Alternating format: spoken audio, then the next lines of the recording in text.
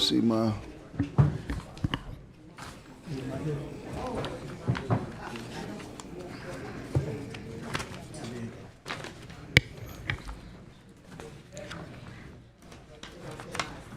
That's not it. It don't matter. Good evening, ladies and gentlemen, and welcome to the January 21st, 2026 business meeting of the Daytona Beach Commission. We're happy and delighted to have each of you with us this evening. Madam Clerk, may we have a roll call, please? Commissioner Reed? Here. Commissioner Paris? Here. Commissioner Strickland? Here. Commissioner May? Here. Commissioner Cantu? Here. Commissioner Henry? Here. Mayor Derek L. Henry. Here. We'll need a motion to allow for. I move that Commissioner Paris is allowed to attend this meeting virtually. Second. We'll take a motion from Commissioner Reed and a second this time from Commissioner May. Do we have questions or comments? All right, hearing none, all those in favor, let it be noted by saying aye. Aye. Those who are opposed, same sign. Motion carries 6-0. Okay. We're going to move on to item number 4, which is approval of the minutes of the December 3rd, 2025 and the December 17th, 2025 City Commission meeting. Second. All right, we have a motion and a second. All those in favor, let it be noted by saying aye. Aye. Those opposed, same sign. This motion carries 7-0. We'll now have our agenda approval. If there are any changes, our city manager will address them. Yes, Honorable Mayor, Commissioners, we're adding $1,000 to 8J from Commissioner Paula Reed to the Levi Long Sickle Cell Association.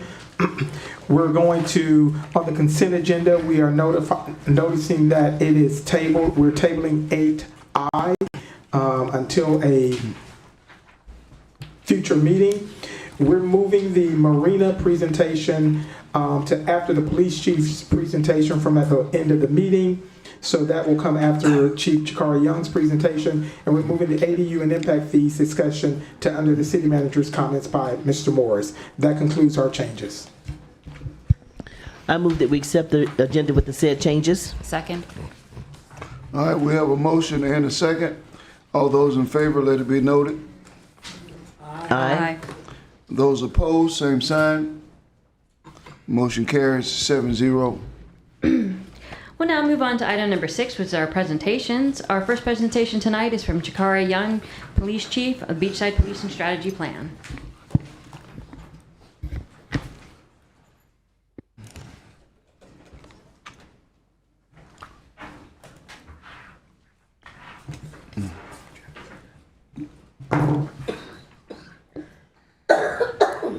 Good evening, Honorable Mayor and Commissioners.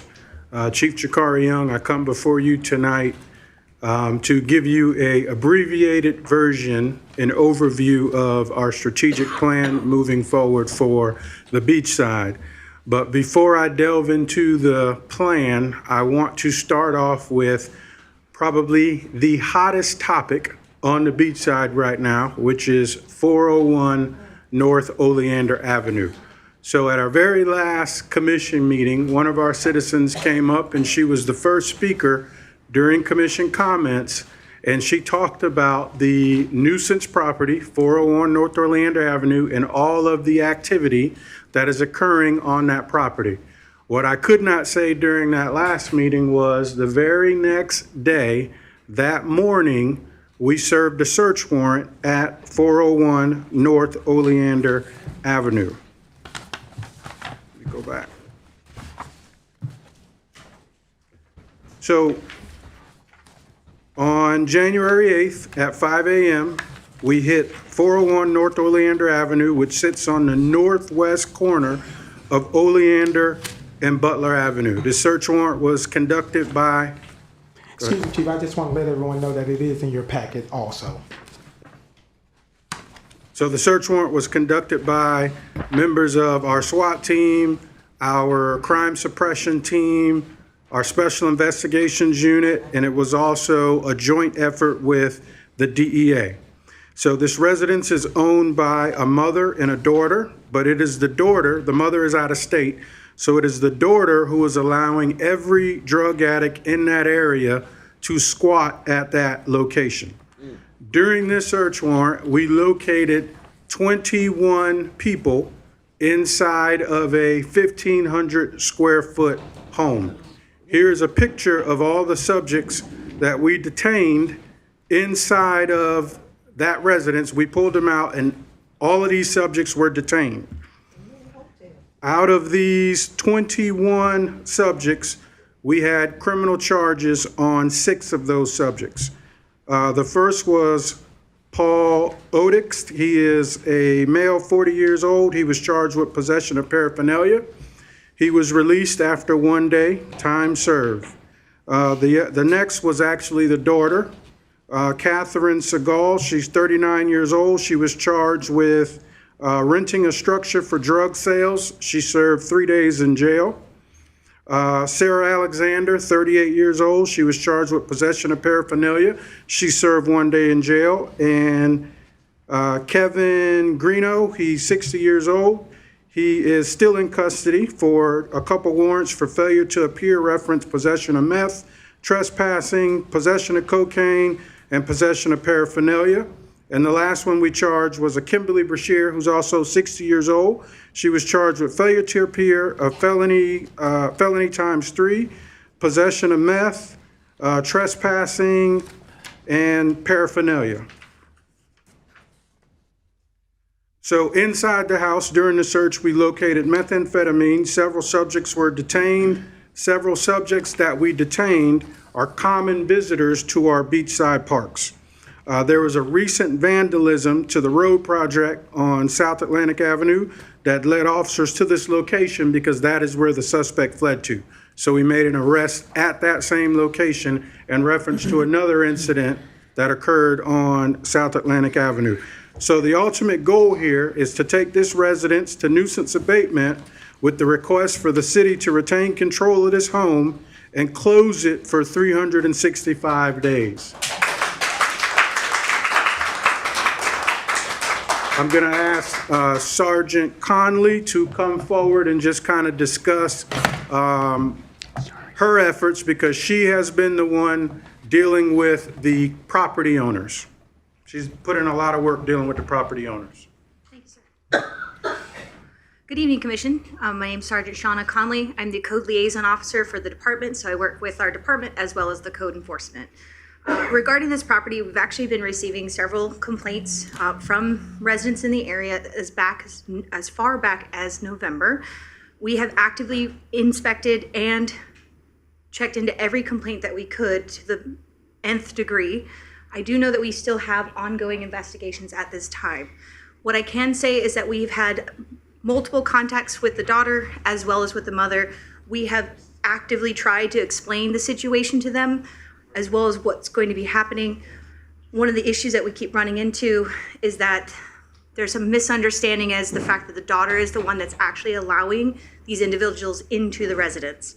We are doing what we can to have them removed and to work with mom to get that done. She does have a eviction order currently standing, should be served in any day now. But we are trying to ensure that compliance comes as soon as we can. But she actively has told us on scene that all of these individuals live with her. So yeah. Jesus. Thank you, Sarge. So as Sergeant Conley stated, there are active investigations going on this property because I can tell you, even while we were on scene for this search warrant, there were several vehicles that were continuing to circle the block. So they were literally just waiting on us to leave so that they can come right back to this same property. So since we have served this search warrant, I have also challenged every patrol shift. We have 2 day shifts, we have 2 night shifts, and they overlap. I have challenged every patrol shift that if they are not tied up on a call for service, they are to go by this address and address any issues that they legally can at that time. Again, there's also other investigations going on that won't be visible to folks just driving by, but I just want folks to know that We're going to stay on this until we have a permanent solution to the issues that are going on at 401 North Grandview. I've also challenged my entire team to identify any other property on the beach side that is operating similar to 401 North Oleander, because we know with all the problems that we're having on the beach side, 401 North Oleander is a huge problem, but it is not the only one. So my challenge for all of my staff is to be proactive moving forward. Don't let it get to this point before we do everything we can in our power to eradicate the issues moving forward. So, Chief, can I ask you one question before you move forward? Great job, by the way, with that bust, over 20 non-relatives. They're non-relatives, correct? correct. So am I correct? Do we have like a code ordinance? There's like so many that can live in a house? Our current definition of family under the Land Development Code is up to, I believe it's 7 adults, 6 adults plus any number of minor children, as long as they function as a household. We no longer have the traditional definition of family that limited occupancy to people related by blood or adoption, plus, up to 2 individuals or whatever that number was. Because I know we had something way before I was a commissioner. That's why I was asking, because we used to have Embry-Riddle students that would load up in a home. So you're saying 7? Six. I'm sorry. Okay. Yeah.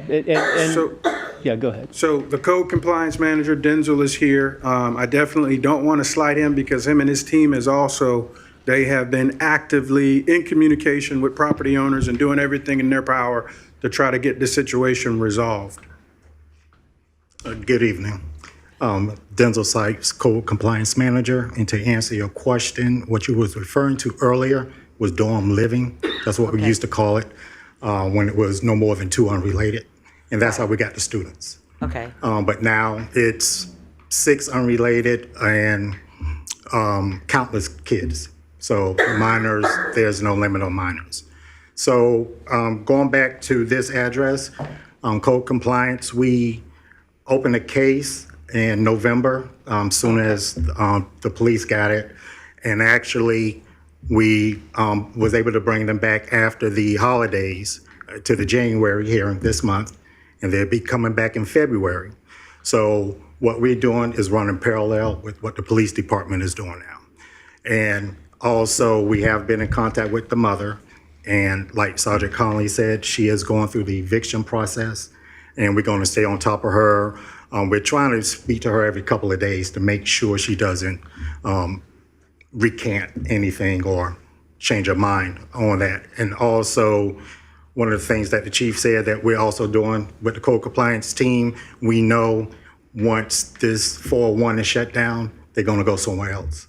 So we've already set up our meetings where we're going to look for tell signs of other properties throughout the area where they may be, where they may be hanging out at. Okay. Okay. Thank you so much. All right. Chief, you said that for 365 days, the property will be vacant. Is that what you said? That is our hope if we're successful during the nuisance abatement process. I'm going to assume you are, right? Do we continue monitoring that space so it's an empty building at that time, an empty home at that time, right? You're correct. We'll be monitoring it as well. Yes. Okay. It will still continue to be monitored. So moving forward, I wanted to start off by providing some stats, and we went back to July of 2025.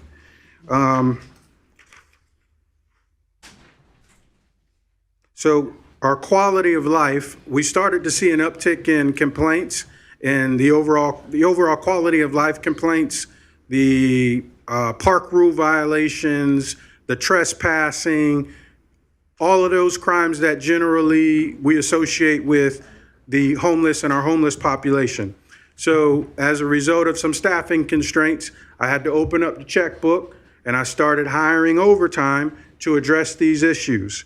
So due to the uptick in the citizens' complaints of the nefarious activity in the city parks, overtime was hired to assist the bicycle units. Complaints were of open-air narcotic usage and homelessness. So we hired from the months of July through August. During that time period, 171 arrests were made for quality of life issues. As far as the beachside park arrests, we were at 56. 19 of these had additional narcotics charges. As far as Seabreeze proactivity, I started hiring 6 officers every Friday and Saturday night. And so far, they have serviced 465 calls, written 104 reports, conducted 605 traffic stops, 11 felony arrests, 16 misdemeanor arrests, and 660 citations, 79 parking violations, 42 towed vehicles, and they've completed 118 field contact cards. As far as the patrol shifts, they have made a total of 185 arrests, two of which are for camping, 24 in our city parks for park rule violations, trespassing, open container, and narcotics. The remaining arrests were a mix of proactive enforcement and investigations. Our bicycle unit specifically, many of their arrests resulted in additional charges. For those park rule violations led to trespassing, arrests, and more. Information obtained from daily stats by our bicycle officers consist of 52 arrests in Breakers Park, 9 were repeat offenders. 31 arrests on the boardwalk, 10 were repeat offenders. 5 arrests from the Seabreeze boat ramp, and 2 arrests from Collins Park. So our objectives moving forward with the overall strategic plan is to improve the quality of life for residents, business owners, and visitors of our city. So I've already mentioned in the last meeting and in the Beachside CRA meeting that we'll be bringing back our boardwalk unit. I think that will go a long way to assist in these same issues that we're talking about, because I'm basically going to make it its own zone. This is not something new. This is something that we had years ago, back around 2015, 2016. So I'm bringing this unit back and I'm making it its own zone. They will also patrol Main Street, and they will go down to Sunsplash Park and all of the surrounding areas, especially along Ocean Avenue. All of the surrounding areas will be patrolled around the clock by 2 officers on bicycles. That is the goal of the boardwalk unit. We talked a little bit about the satellite office at the Hilton. That will be the office that they deploy out of once we get this unit back started. So I'm looking, the timeline right now is around April for me to be able to have that boardwalk unit in place. In the meantime, I'm also looking at expanding my crime suppression team or my street crimes unit and having them focus specifically in these neighborhoods that we've heard about tonight, specifically in the CRA area, the blighted areas, because one of the common themes that we're seeing, and I'm going to fast forward a little bit, is CPTED. CPTED is crime prevention through environmental design. We have 3 officers currently that are certified to conduct CPTED studies. And part of the strategic plan is to do a complete CPTED study, and it's going to take time, of that entire core area of the beachside that will help the city as a whole better address issues like lighting, issues in the roadway, sidewalks, overgrown trees, overgrown bushes. All of these things will be addressed in the upcoming CPTED studies, and I will be coordinating with other city staff, in their respective roles to make sure we're all on the same page as we move forward with this venture, because the common theme here, it kind of centers around the broken window theory, which is nothing new. That's been around forever. But for those that aren't familiar with the broken window theory, it simply holds that visible signs of disorder, such as vandalism, graffiti, or neglected property, signal a lack of social control, and if left unaddressed, can lead to more serious crime. So by addressing minor issues early, it helps reinforce community norms and prevent escalation. So this is our primary approach moving forward. Another thing, Ms. Pyle mentioned it during the CRA meeting that was also on this list, was studies show when we do add murals to certain areas of the city, it helps. One of the theories is simply when you have graffiti artists, they consider themselves artists just like any other artist. They won't tag over a mural because it's considered disrespect. So that's literally like a strategy that you see in a lot of cities our size and larger, where they're adding murals and other things to deter graffiti. Moving forward into special events. So this is the list of every special event that we have to staff for throughout our calendar year. All of these are not on the beach side, of course, but several of them are on the beach side. Even some of the events that didn't used to impact the beach side, like Jeep Beach. We now know it's 2 weeks long. We now know they have a big party down on Main Street. We did a proclamation earlier this year to acknowledge several of our annual events, but there's so many unsanctioned events that we have to staff up for on that beach side. All of our beach takeover events, the different races that come across. Hold on. Yeah, all of our beachside events, the spring breaks, the Easter beach runs, the cheerleading events. All of these things require additional staffing, but to add to that, we're also looking at improved equipment and technology. The equipment, we have pursued a grant for Meridian barriers. I think it was a hot topic of conversation the last 2 bike weeks and Biketoberfest, where we started to block off the street on Main Street to protect the motorcycle event from cars, because what we don't want is a repeat of what happened in New Orleans. So that is going to be our practice moving forward. So right now we've been borrowing those Meridian barriers, but we are actively looking to purchase our own. I think the paperwork has already been submitted for us to be able to purchase our own Meridian barriers. The other thing that we're looking at is predictive policing software. So what that is because of the large number of unsanctioned events that we get hit with because we're a beach city, we have to be able to, monitor social media pretty consistently. So I literally have staff that is assigned to focus on monitoring social media, especially this time of year as we roll into spring break, to make sure if anything is coming our way, we know about it and we can staff up appropriately, because the last thing we want is a takeover event and there's no cops out there to address it. So we're looking to invest in some, we do the best we can now with social media, but we're looking to invest in some predictive policing software to better help us with managing, predicting, and staffing up for these unsanctioned events.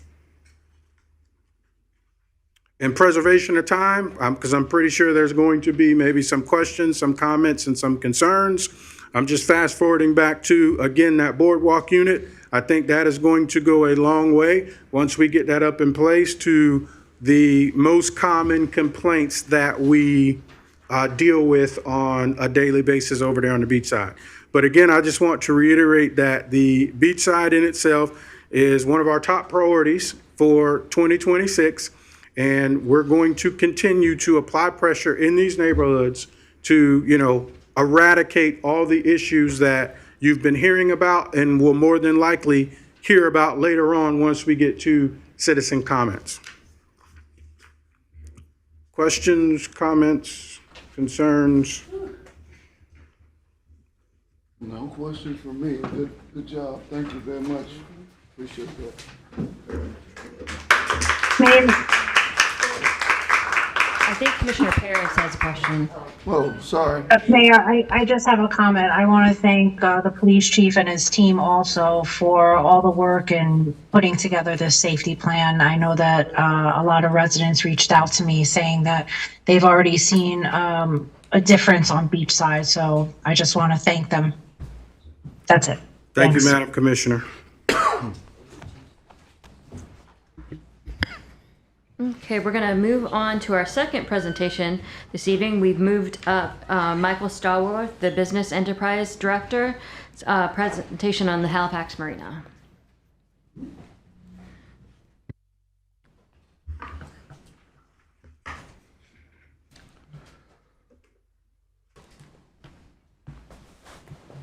If you could pull up the presentation, please. Good evening, Mayor, City Commissioners, Michael Stallworth, Business Enterprise Management Director. This evening, I'm here to give you a presentation regarding the Halifax Marina, the condition over the last several years, what are we doing to correct that condition, and also the performance of F3 Management Company. And I do have them with me here this evening. We have Tom Lawson, who is the Regional Manager. We have Hunter Spelter, who is the Director of Marina Operations, and Ron Drury, who is the Manager. If you gentlemen can please stand so everyone knows who you are. Thank you. Also, before I dive into the presentation, I want to recognize the marina boaters that are here this evening. There's a group of them here. We met with them last week. We had 3 meetings at the request of Commissioner May.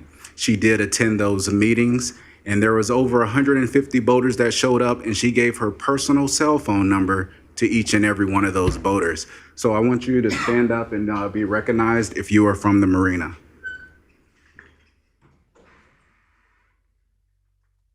Thank you very much.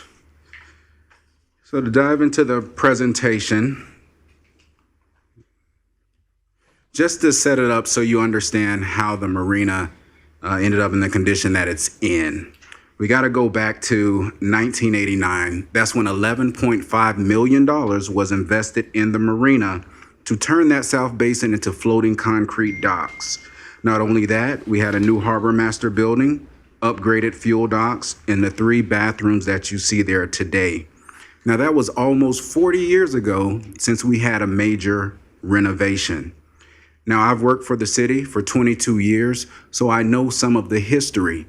If you remember back in 2006 when we had the housing crisis and the bubble burst, during that time, not much money was invested back in the marina.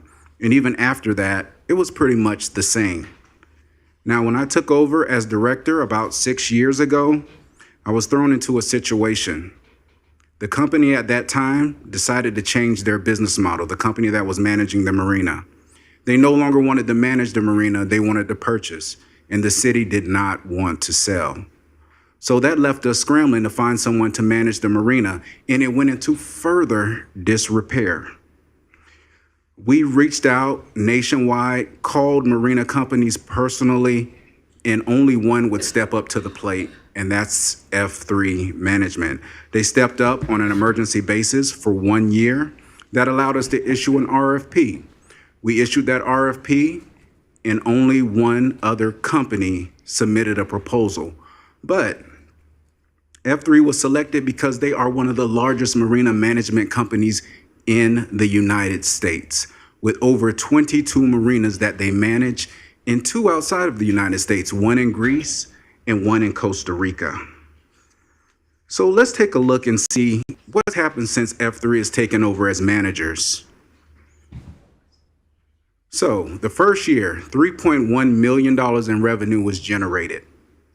Over a 5-year basis, they was able to get that to $3.8 million. That's a $700,000 increase without even increasing rates. Now, how did they do that? First thing they did was looked at our accounts receivable, and they asked those boats that were not paying their slip rent to leave. If there was an abandoned or derelict boat, those boats was removed as well, and they was able to rent out those slips, and that's how it helped contribute to that $700,000. But not only that, they took our ship store that was only selling oil at the time.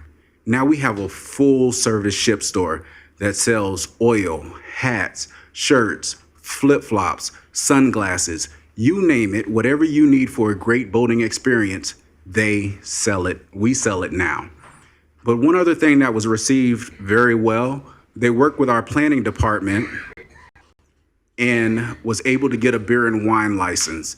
And that beer and wine license, as I heard from the boaters, is received very well. And that helped contribute to that $700,000 that you see there.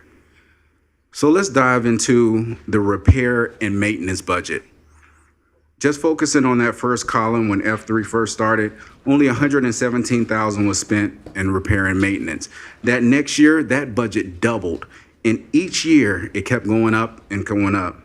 One of the things we were able to do was get new gates and locks because they were in bad condition. They were rusted, and we got new gates for the South Basin and new key locks. Now, I must admit, we do need new key locks again because the ones that were installed were actually for hotels. So now we're working on getting new key locks for those gates. Also, the Wi-Fi. The Wi-Fi barely reached throughout the marina. We upgraded that with 150 megabit. Well, we had 100 megabits, went to 250 megabits, and that now has a fiber optic line. Also, the washers and dryers. We had a vendor that pretty much abandoned the city. He was collecting the money. We were getting our portion, but that was not acceptable. We canceled that agreement, brought the washers and dryers in-house, and now all that revenue is staying in the marina. And that's also contributed to that $700,000 increase that you see. Going over to the very last column, you see a very large number there, that $1 million.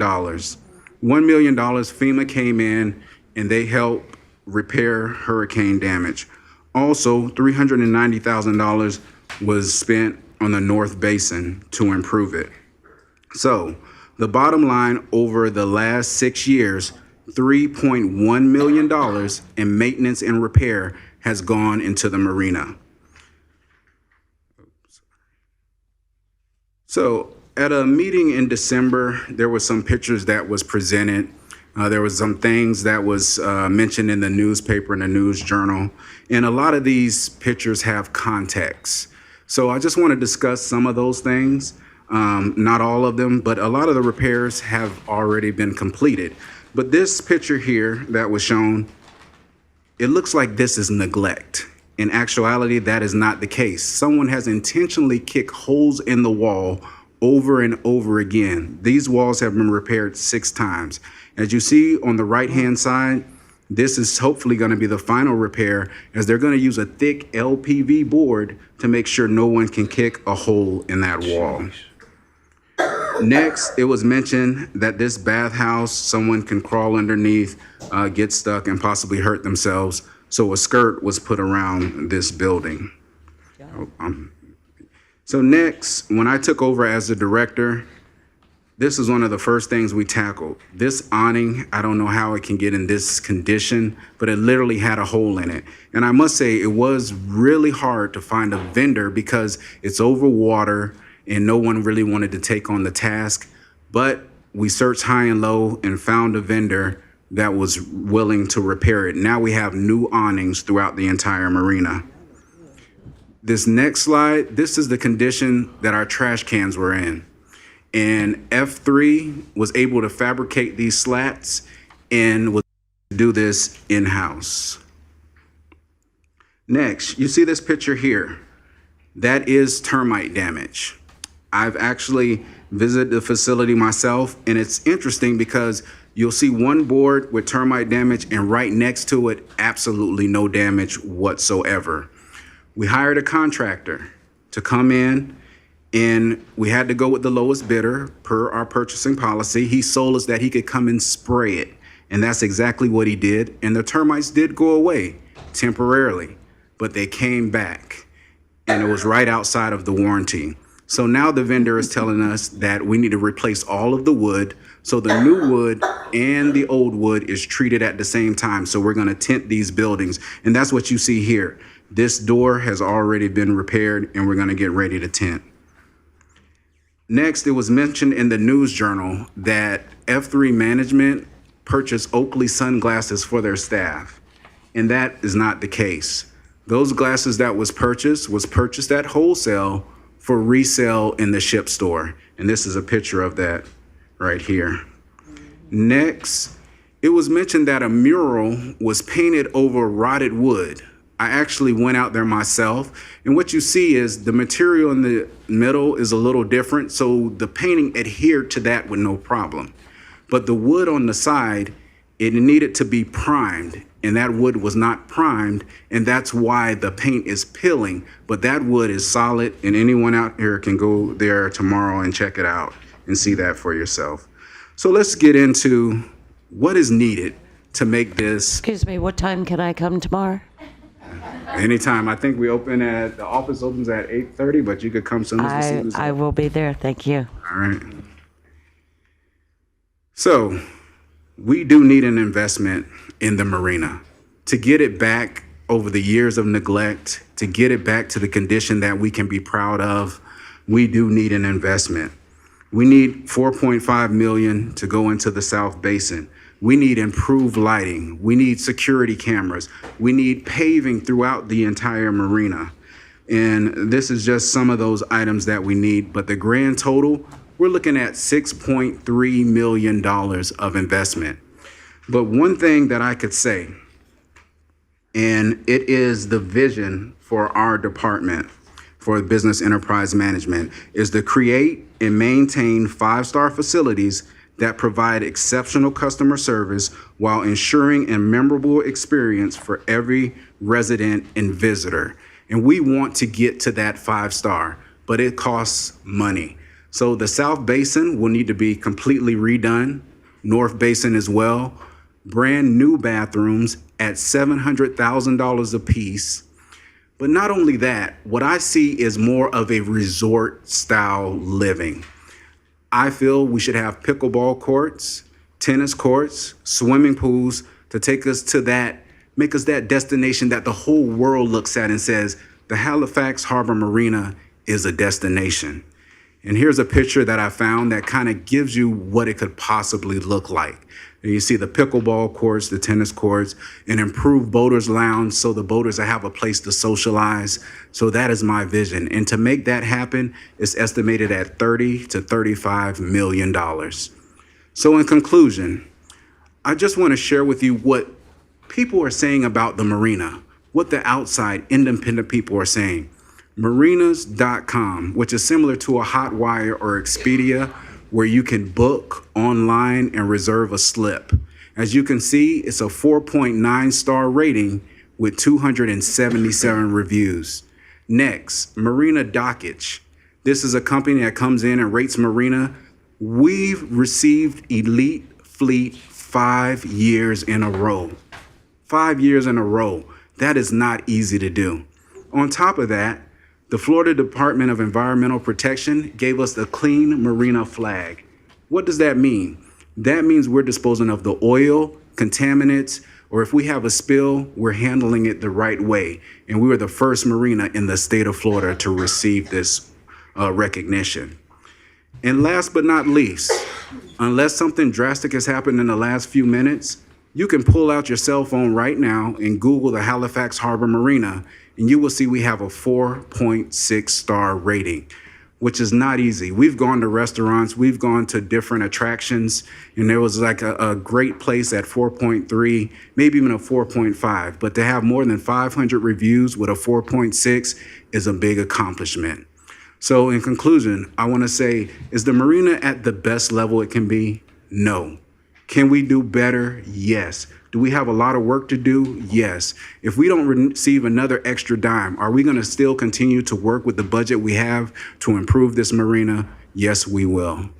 And if you have any questions, I'm more than happy to answer them at this time. Thank you. All right, so thank you. That was a fantastic presentation. Fantastic presentation. Thank you. So when I went to the meetings, I went to all 3 meetings. There were both liveaboards there, and there were people who came from out of town. We had one in the morning, evening, and then Saturday as well. So 3 different meetings and 3 different groups of people. And what I'm going to address are the common concerns that I thought all 3 shared. All right. So the first concern is security. I'd like to know what our plan is with regard to security. And to give some context to it, I recognize you spoke about the gates.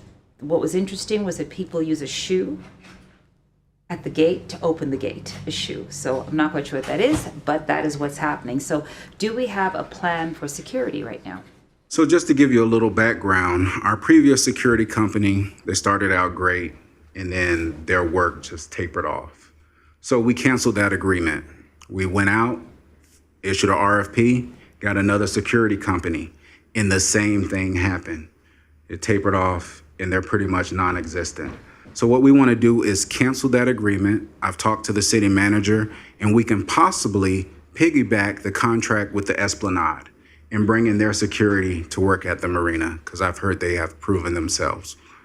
Can we discuss with the chief some sort of drive-through concept with patrol cars at different times? Is that possible at all? Yes, I believe that is possible. Okay, something to address there. Okay. The second thing that I thought was common was, I love all of the maintenance that we now have a list of, but there were some other points. There were sort of everyday kind of things that were coming up consistently. There was the planking, there was the splinters, things like that. Do you have a plan for some of the smaller projects as well? I know you've got a bigger vision for the capital projects, but anything else? There were a lot. I'm going to be honest, there were a lot of ongoing maintenance issues.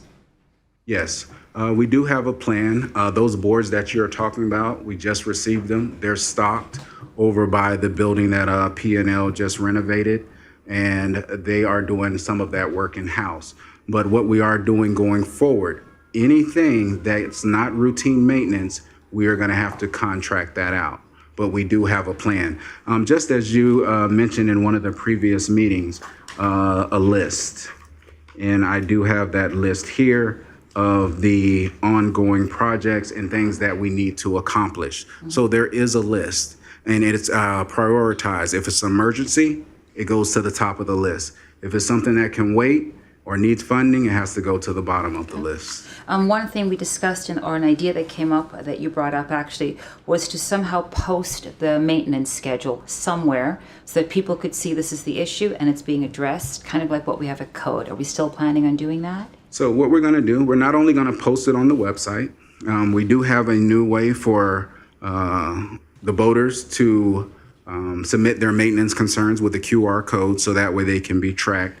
But we are going to put it on the website, and we're going to continue to have our meetings so that everyone can be held accountable, and you'll know when a request was submitted and when it was completed. Okay.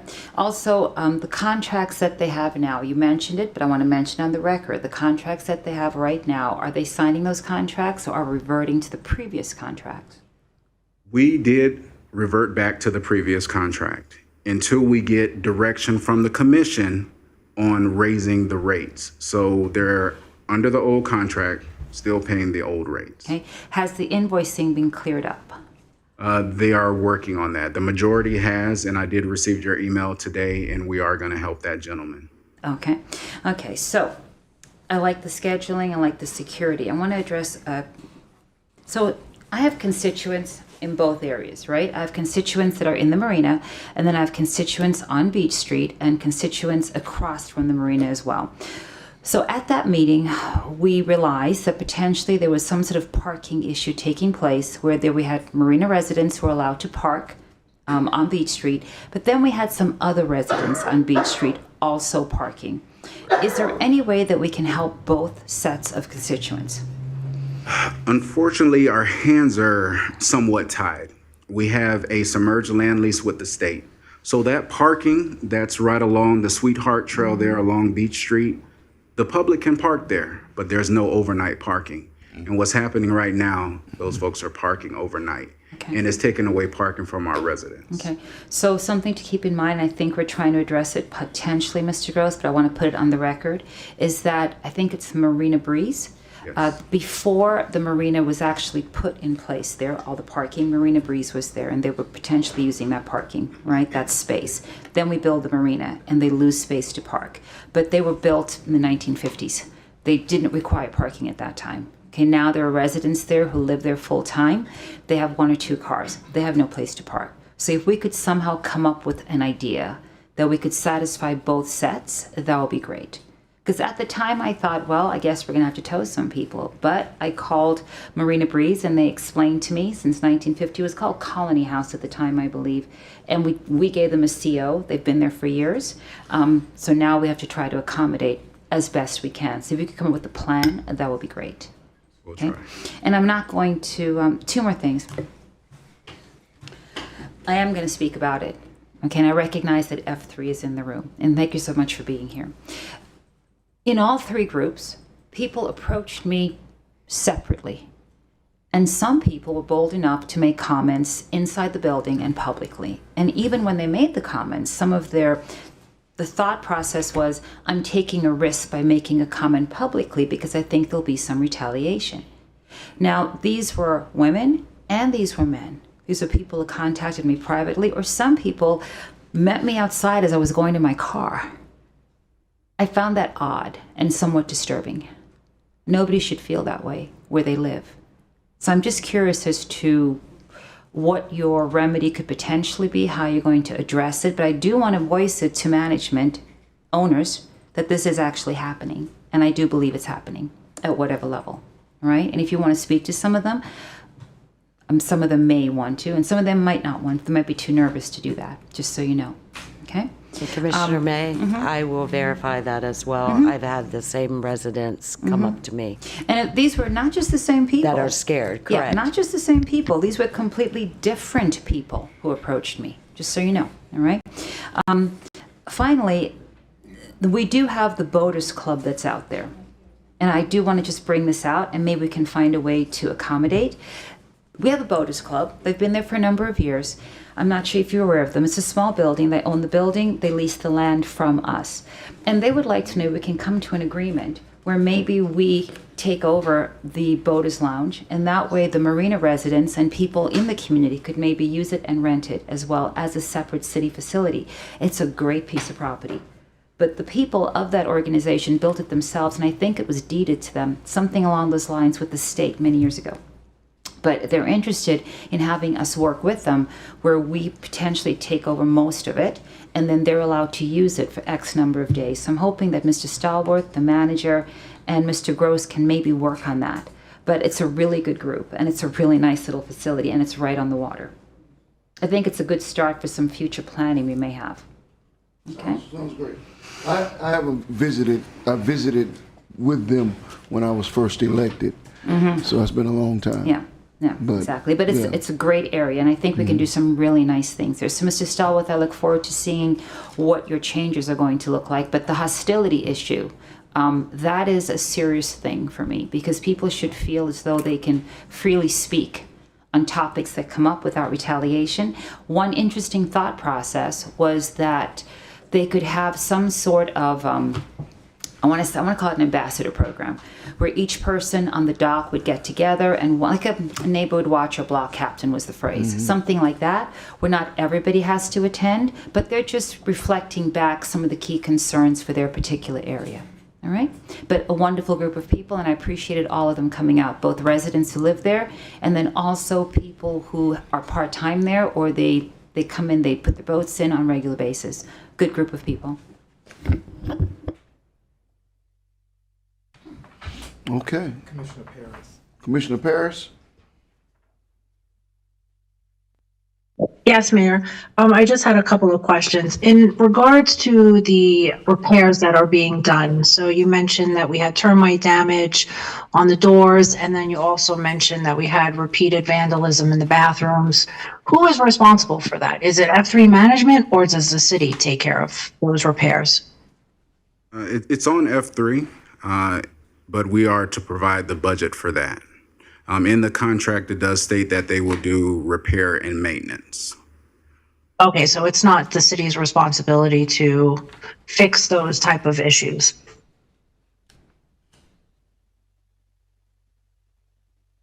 It is and Michael. it isn't. Yes, it is and it isn't. But I guess for what you're saying, it is their responsibility, yes. Okay, so, but is the city of Daytona Beach taking care of repairs as well? So in our budget, Public Works, there's a fixed cost where 112 comes out every month, And we do put in work orders to Public Works, and they do come out and make repairs when requested. But the majority of work does fall on F3. Okay, and do we have a list of how much we're spending from, because I guess that money's coming from general funds, correct? To facilitate these repairs? No, all of that money is coming out of the enterprise fund, which the marina is. Okay. The other question I had about the damaged bathrooms, are they unlocked? No, these bathrooms are not unlocked. They are accessed through a key fob. But one thing I do want to mention that the unhoused does congregate in that area. And if someone comes out of that restroom and does not fully close the door, someone can easily come in behind them. So Okay. The other question I had was, how often do you walk these properties, like the Halifax Marina, All Out Business Enterprise facilities? At least on a monthly basis. As I've received calls, I have stepped that up, and I'm out there more often taking pictures and reporting to F3 my findings. Okay, and the last question I had, how does the procurement work for the Halifax Marina shop? You mentioned these sunglasses. So the procurement works per the agreement. They must follow our purchasing policy. If it's over a certain threshold, $3,000, they got to go out and get 3 quotes. If it's over $10,000, they have to get approval from the city manager. If it's over $25,000, it has to go out for bid. What are we purchasing items over 10,000 for the marina shop? There may be What do they repairs sell? that are over 10,000 that we make. No. I'm just talking about Oh, the for the shop, marina like shop? what they No, sell. no. Yes. No. So do they purchase it, or is it purchased by the city? They make the purchase, but it comes through the city for approval. Everything is approved by the city. And who does this approval?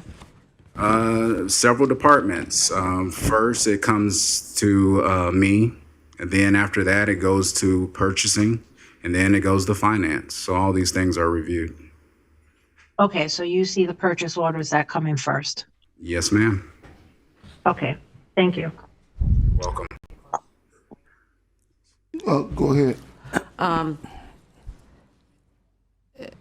Who makes the money off the store? The city or F3? The city. The city retains city. every dime. Okay, and we keep an inventory? Yes, we do. So if I request that inventory, you could give it to me? Yes. And do we make a profit? We definitely do. Okay, could I get a copy of that as well? Yes, ma'am. Not a problem. Okay, and I just have a few questions, because there was an awful lot of pictures of code violations and electrical boxes hanging off the pier. I think that's like an emergency. Has that been repaired?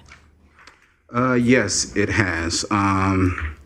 We had, right after the December meeting, we had a chance to walk the marina, and I want to thank a couple of gentlemen, Glenn Urquhart, building official, Denzel Sykes with code enforcement, Michael Garrett, fire marshal, Brian Bullock, safety officer, Mark Jones, risk management, and David Waller, public works.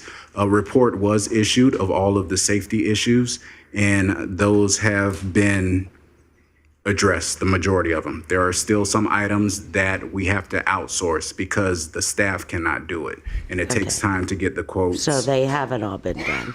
And the fire extinguishers and all those boxes have been? No, it has not, but we do have a plan for that. What we were told is those boxes could not be capped, or the fire line could not be capped. But we figured out a way, or they found a way to cap it. So those boxes are gonna be removed. And what we're gonna do to make sure we're in compliance, there's gonna be fire extinguishers on every dock. And there's gonna be a throw ring in case someone falls in the water. Okay. Okay, thank you. You're welcome. Michael, the 112 you do a month, is that $112? I'll say that You again. said 112, you said 112 is what was spent? Oh, no. 1/12 of our budget. So there's $12,000 that's budgeted in our budget that is taken out for public works. So 1/12 of that is expensed every month. 1/12. Okay. Thank you. One other question.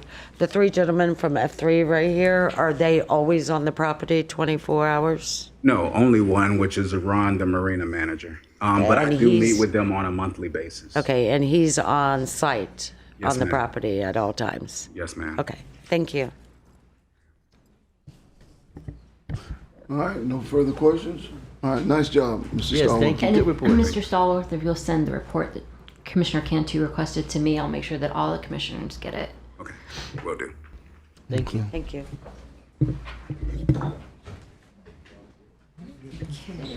Where are All right, do we have a, we? Our next item is item number 7, which is citizen comments. And during this time, citizens have the opportunity to address the city commission on any item on the consent agenda. And my only speaker for the consent agenda is John Nicholson, and he has declined to talk. John decline, okay. He would. All right, I heard. Then that was my only speaker. For the all right, consent do we have a agenda. motion to approve the consent agenda? Motion to approve the consent agenda? We have a motion and a second, Cantu and May in that order. Any questions or comments? For the record, I want to make sure that we say that item 8I was tabled. Okay. Mayor Henry, I have a question for 8D as in David. 8D, Yes. Budget amendment. go ahead. Okay, I just had some questions about the way the money is going to be spent and the fund that it's going into. Because the background memo references that the funds could also be used for road and sidewalk projects. I just want to confirm with staff that these are going to be limited to City Island related improvements. Yes, that is the direction from the commission. Okay, and also because I see that it's going into the capital project fund, so how do we make sure that all of that money is spent for City Island and Jackie Robinson? I think that our finance staff is coming out. Okay,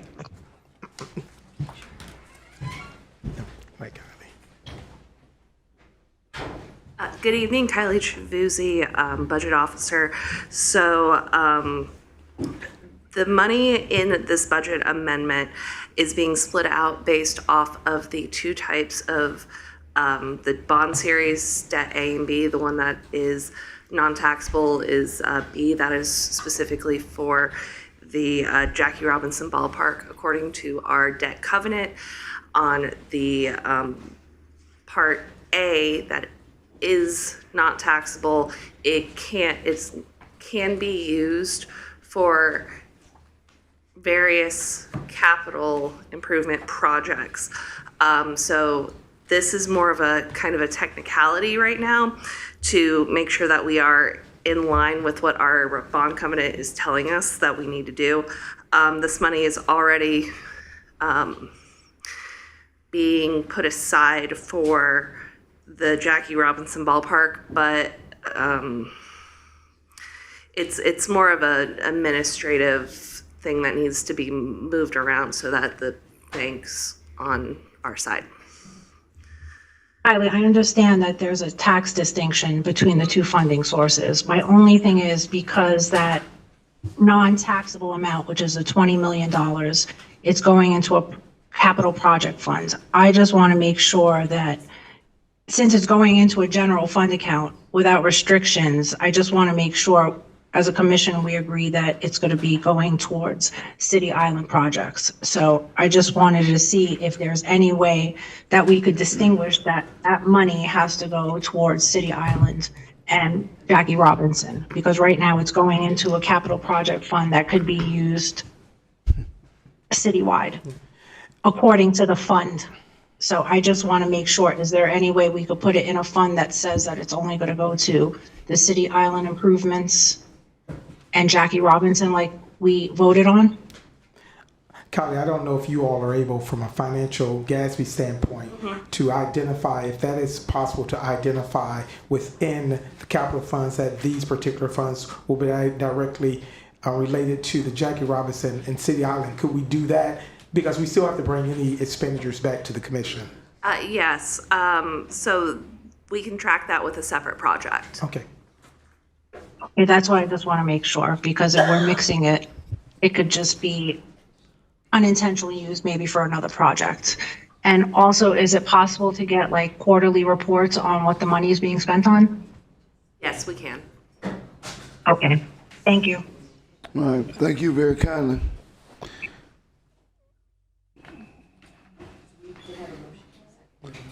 So who was the motion? Came to, the second was made. Okay, we have a motion and a second for the consent agenda. All those in favor, let it be noted by saying aye. Aye. Those in opposition, same sign. This motion carries 7-0. We're going to move on to item number 9, which is our public hearings and quasi-judicial hearings. Item 9A is the Growth Management Planning Department petition to amend Waypoint Community Development District. This is an ordinance on second reading public hearing. An ordinance of the City Commission of the City of Daytona Beach, Florida, amending ordinance number 2023-69 to contract the boundaries of the Waypoint Community Development District pursuant to Chapter 190 Florida statutes, providing for severability, providing for conflicts, and providing for an effective date. So move. Second. We have a motion and a second. Do we have any questions, comments? I have no speakers for this item. None of the above, all those? I have a question, Mayor. Yes, ma'am. I just wanted to ask staff, does a reduction in the boundary lines create any kind of charges, utility charges or service obligations, or any kind of infrastructure maintenance that would be the city's responsibility now after this reduction is complete? Thank you, Dennis Morozak, Planning Director. No, I don't believe it does any increase to the city and the charges that way. So that's a no? That's a no. Okay, thank you. Thank you. All right, we have a motion and a second. All those in favor, let it be noted by saying aye. Aye. Those who are opposed, same sign. This motion carries 7-0. Okay. We're going to move on to item 9B. It's a Growth Management Planning Department, Sun Glow Carroll Lee Street Voluntary Annexation. This is an ordinance on second reading public hearing. An ordinance annexing into the City of Daytona Beach 0.6067 plus or minus acres of land, generally located west of the intersection of Taylor and Carroll Lee Street, continuing south with a terminus just north of the southwesterly curvature of Wesley Street, redefining the territorial boundaries of the City of Daytona Beach to include the property, redesignating the boundaries of Zone 5 of the City of Daytona Beach to include the property, repealing all ordinances or parts of ordinances in conflict herewith, and providing an effective date. So moved. Second. All right, we have a motion and a second. I do have Alana Smith from Cobb Cole for any questions of the commission. You guys have questions though, but Probably not. Do we have any questions? Okay, thank you, Ms. Smith. All right, we have a motion, we have a second. All those in favor, let it be noted by saying aye. Aye. Those opposed, same sign. Motion carries 7-0. Okay, moving on to item 9C, it's the Growth Management Planning Department, Second Amendment to the Sun Glow Mini Storage Complex Plan Development General. An ordinance amending the zoning map of the Land Development Code to rezone 0.61 plus or minus acres of property generally located 500 feet north of the intersection of LPJ Boulevard and Jimmy Ann Drive, Wesley Street, from R4 Volusia County Residential 4 to PDG Plan Development General, approving the Second Amendment to the Sun Glow Mini Storage Complex Plan District Agreement to incorporate an additional 0.61 plus or minus acres of property into the Plan District and to revise the landscape and tree preservation requirements to reduce the overall landscaping provided on site, authorizing the mayor and the city clerk to execute the Fourth Amendment, repealing all ordinances or parts of ordinances in conflict herewith, and providing an effective date, and has been requested by the applicant to continue this item until the February 4th, 2026 regular city commission meeting at 6 p.m. So moved. Second. All right, we have a motion and a second. And I have, No speakers, obviously. All those in favor, let it be noted by saying aye. Aye. Aye. Those opposed, same sign. The motion carries 7-0. okay, we're going to move on to item 9D. It's a police department fingerprint service fee increase. This is an ordinance on second reading public hearing. An ordinance approving an increase in the rate charged by the police department for fingerprinting services from $5 to $10 for city residents and from $10 to $20 for non-city residents, authorizing for future changes in such service rates to be approved by resolution, repealing all ordinances or parts of ordinances in conflict herewith, and providing for conflicts, and providing for an effective date. So moved. Second. We have a motion and a second. I have no speakers, Mr. No Mayor. speakers. All those in favor, let it be noted by saying aye. Aye. Those opposed, same sign. Motion again carries 7-0. Okay, we don't have any introductions of ordinances this evening, so we're going to move on to item number 11, which is our administrative items. Item 11A is a Bike Week 2026 Master Plan for Private Property Resolution. A resolution approving the Bike Week 2026 Master Plan for outside activities on private property, authorizing temporary outdoor activities on private property located on Main Street, Peninsula Drive, Halifax Avenue, Beach Street, Dr. Mary McLeod Bethune Boulevard, Martin Luther King Boulevard, Weaver Street, Harvey Avenue, and Oak Street, pursuant to the Land Development Code Section 5.4.C.11 and the Bike Week Master Plan Guidelines, subject to conditions and providing an effective date. So moved. All right, we have a motion and a second. Mr. Mayor and City Commission, Jeff Brown, Economic and Strategic Opportunities Director. There are 3 things we need to change with the list that you have before you this evening. And both are, one is in compliance, which is BWP 26044, which was Dirty Harry's. They have now come into compliance. We would ask that you, and also, excuse me, BWP 2026063. That's from Bethune-Cookman. They are also now in compliance. The third one that we need to address this evening is that's listed right now as not in compliance, which is the Indian Motorcycle. We're dealing with their corporate entity, and we would ask that you go ahead and approve it tonight, provided they can come into compliance. And the last change is at 20 North Halifax. We would ask that they come off the list. That property has been sold and changed hands, and we had a conversation, Rose Askew and I, earlier this week with the new property owner, and he does not wish to be part of Bike Week. Okay. Can I ask a question about the Bike Week Master Plan? Is that possible? So what is our policy right now with regards to people applying late? Do we have a policy right now? So generally what we've been doing is if they come in before we have to get the packet to the Bike Week Master Plan Task Force with the chamber, we go ahead and get them through the process as fast as what we can, hopefully get them into compliance by that January 9th meeting with the task force.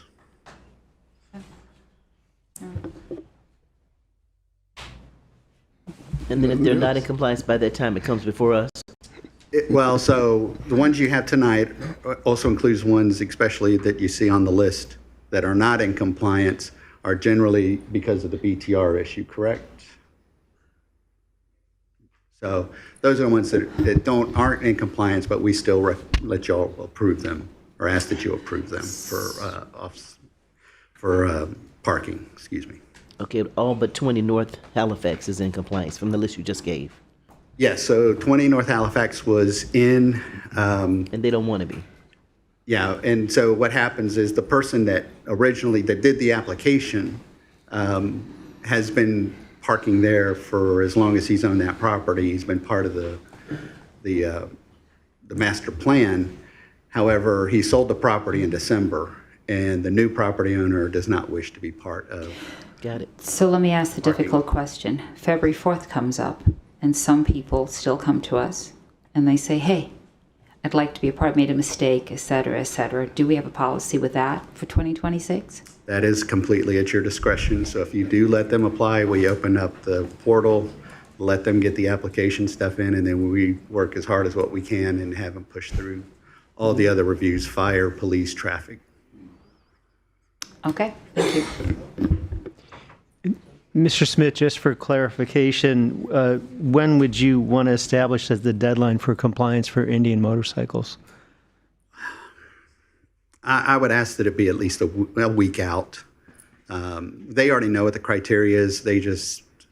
What they did is they left their plan as to be determined, and that we just can't work under a to be determined setup and issue a finding of yes being in compliance or no not being in compliance.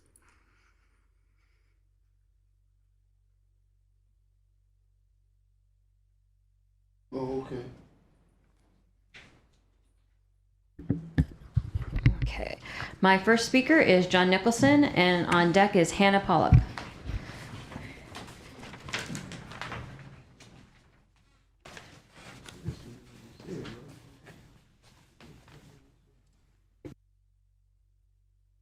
John Nicholson, 413 North Granbury Avenue.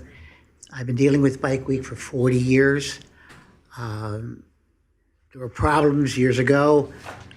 We asked the chamber to step in and organize it. They've done a really good job of it.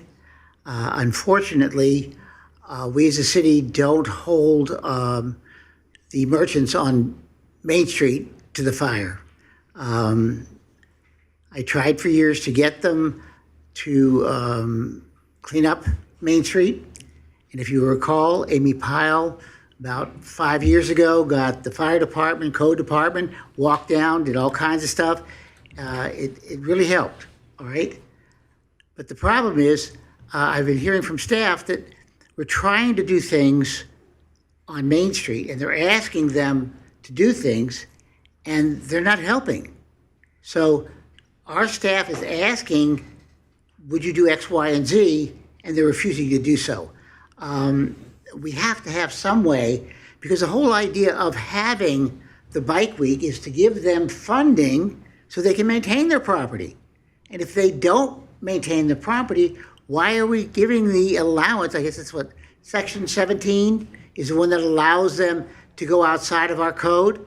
So if we're allowing them to have all this vending and they don't maintain their property, why do we allow the vending? So is there a way that we can take the vending away? I know in the past, people that want to get rid of all of Bike Week want to get rid of 17 so there's no vending whatsoever. I don't want to do that. I just want to do it to those people who use 17 to make the money and then don't reinvest it back into to Main Street. So that's my problem. These people that are not working with staff need to be able to work with staff, because that's in 2008 when we lost David, our project manager. I had a meeting with Jim Chisholm, and his problem was that people on Main Street wouldn't work with him. So for 17 years, B-Side was starved with funds. We never got funds to do anything. Now that Mr. Fieger's here, he's going to be able to release the funds, but I don't want to give it to those people who will not work with him. Thank you. My next speaker is Hannah Pollock, and on deck is William Biddorf.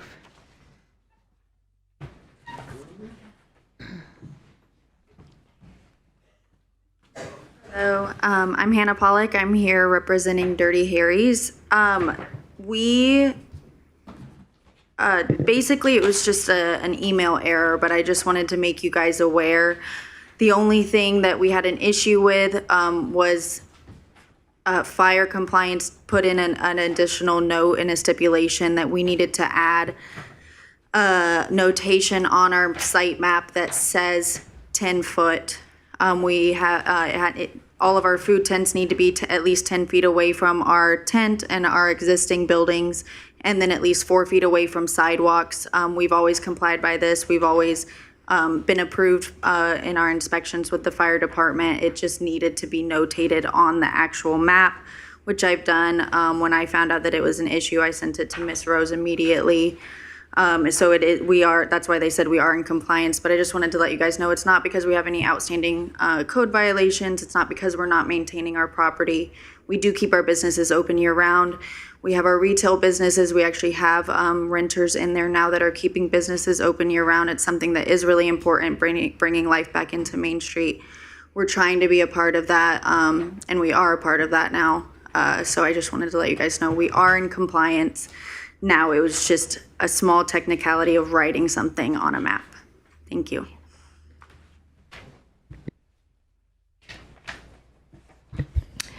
And our final speaker is William Biddorf. Mr. Biddorf, are you here? He's coming.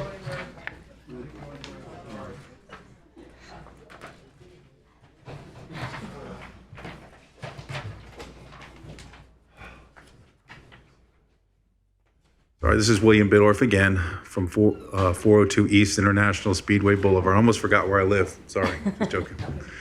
What was the agenda? What was it? Are we on the agendas or is The this? bike week. The bike week? Master plan. Essentially, with Bike Week, I think that we should have it more open throughout on Beachside. Of course, I'll talk your ear off on it. Done it year after year. But I have no real complaints. My thing is I'd like to see it on the East ISB more as people are driving over without doing anything that's bothering the residents, but just so people can see things so it doesn't look like a desert of nothing. As for everything else, I have no complaints. I have total faith in all of you and all my staff, and I think we should dwell more on the positive, than the negative. And I'm inspired by most of you up there. And thank you. Thank you, Mr. Mayor. Thank you, sir. That was my final speaker, Mr. Mayor. All right, do we have a motion and a second? Do we have any questions? I have a question. Do we have to amend the motion to include the changes or no?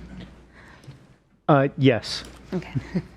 So I could offer an amendment to. Okay. Yeah, okay. So you would amend the motion to find that BWP 2026-044 and 2026-063 are in compliance, to allow 2026-057 to participate so long as they're in compliance by February 20th, and to eliminate the property at 2020 North Halifax from the plan. And Commissioner Reed was the motion, and Commissioner May was the second. If you want.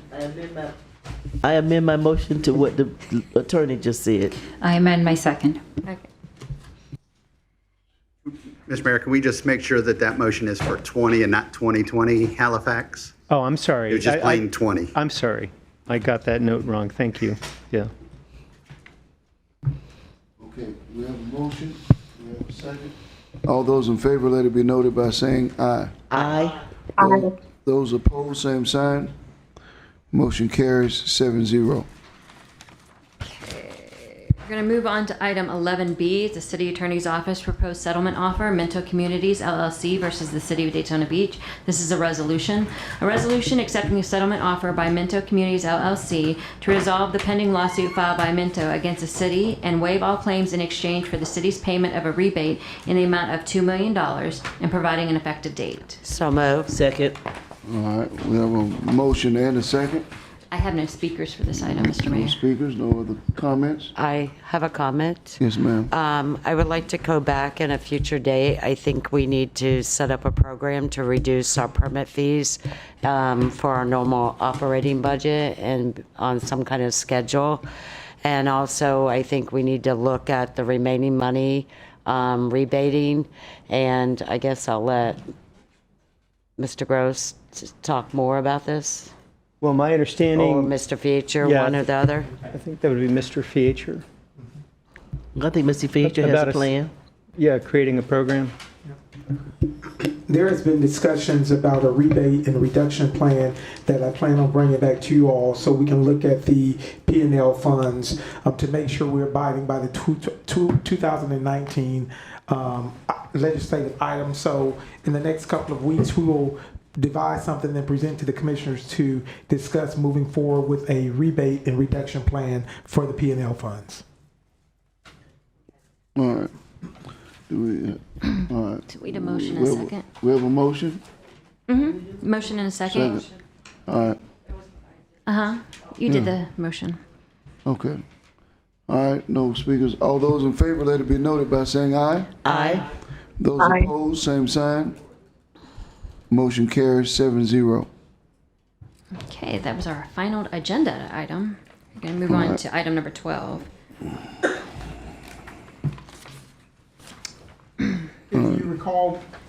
If you all recall, we had discussions in reference to a mobile food vending program, and you asked for a meeting to take place to discuss this for the community. And on January the 27th, that's Tuesday at 6 p.m.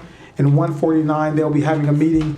Information will go out tomorrow in reference to the meeting for individuals who will be interested in this mobile food vendors program. So we just wanted to give the date for that public meeting tonight, and more information will be sent out by the communications team tomorrow. But it is going to be Tuesday, January the 27th at 6 p.m. in room 149 here at City Hall. Okay. Do we want to do the ADU? Yep. And so at this time, we're going to have Mr. Morris come forward and talk to you about the ADUs and impact fees. You all brought this up. There was a memo sent out, and then just want to provide some more insight as we get ready to discuss impact fees and ADUs in the very near future. Mayor Commissioner, good evening. I did distribute a written document to you, Commission-wide, the clerk's office did. I think they've given you copies tonight. And what I prepared or had prepared was just a response to your questions about fees relating to ADUs, and you've got an itemized list of things there. It speaks for itself in terms of what the charges are. And I did ask if you had other questions to please let me have them so I can give you answers if you had additional questions. I did not receive any other questions about this, but that just really outlines the fees that are charged as an ADU. It's charged as basically as a single family unit, and those are expenses that are part of our impact fee schedule, as well as the use charges and so on that we have in the various schedules for various services and facilities that a house needs or a unit needs as they come online. I really don't have a ton to say about this unless you've got questions. Yeah. On a $42,000 unit, the assessment would be, or the impact fee would be $8,000, almost $9,000. I'm on page, oh gosh, close to the end on the very back. Okay. Is that what we're saying? Well, your unit cost should be the same regardless of value. Your building permit cost would be, would be different based on the overall cost of the house, because the building permit relates to the cost of construction, but your other things are a fixed cost as it relates to plumbing fees, those sort of things. They're really a fixed number. So what is the parks impact fee? What is this? That's like almost $2,000. It is. It's what's charged for a single family home coming online, and the object of it is to create fees to either, well, to construct parks, because it is an impact fee, which means new facilities, not maintenance of existing facilities. So ordinarily you dedicate that to new expenses. An example I can think of right away is if we were building the Rainer Park. I think the Rainer Park would have expenses paid by those fees out of the impact fee fund for that particular item. Contrary to something else, as if you're maintaining out a play facility, a swing set or something on that order, that would be a cost that is not paid out of those impact fees because it's maintenance versus something new. Okay. So on the second page, we have the fire EMS. That one is $444. So, I mean, it's a smaller square footage. Do we count that at all in terms of fire impact? Or it's just a flat fee that every household pays and that's not going to adjust? I think those are tied to the unit, not to the particular size of the unit. So it's just the fact that it is, just Yes, the ma'am. fact that it's. Yes. So is there anything that we can do with this? Because these seem pretty fixed. Is there anything that we can do to help with the ADU situation? Well, so when you've got the various impact fees, we've had the Raftella study done, and it was done for the purposes of looking at the costs that ought to be charged for the different things that are involved and the expenses related to that. I think in respect to a revised study or a follow-up study, you may or may not get results from that. I don't think it's that predictable. Given the market and the world, I think if you did that, you probably come back with a higher cost rather than a reduced cost. This study did happen after quite a long time of no study and no increase in fees for a long period of time. I sit on the Affordable Housing Board. So which of these fees can be reduced or waived, given that the project is for affordable housing? The accessory dwelling, anything? Currently, under the Land Development Code, Section 6.22 provides for administrative staff-approved waivers of building permit fees and impact fees for affordable housing units. However, the section specifically excludes ADUs from eligibility. So in order at this time for staff to issue those waivers, the Land Development Code would have to be amended. However, that's section 6.22D. However, 6.22E allows you all as a city commission on a case-by-case basis to approve waivers for affordable housing in those instances where staff is not authorized. So if you were to direct, an amendment to the Land Development Code, of course, that could be processed.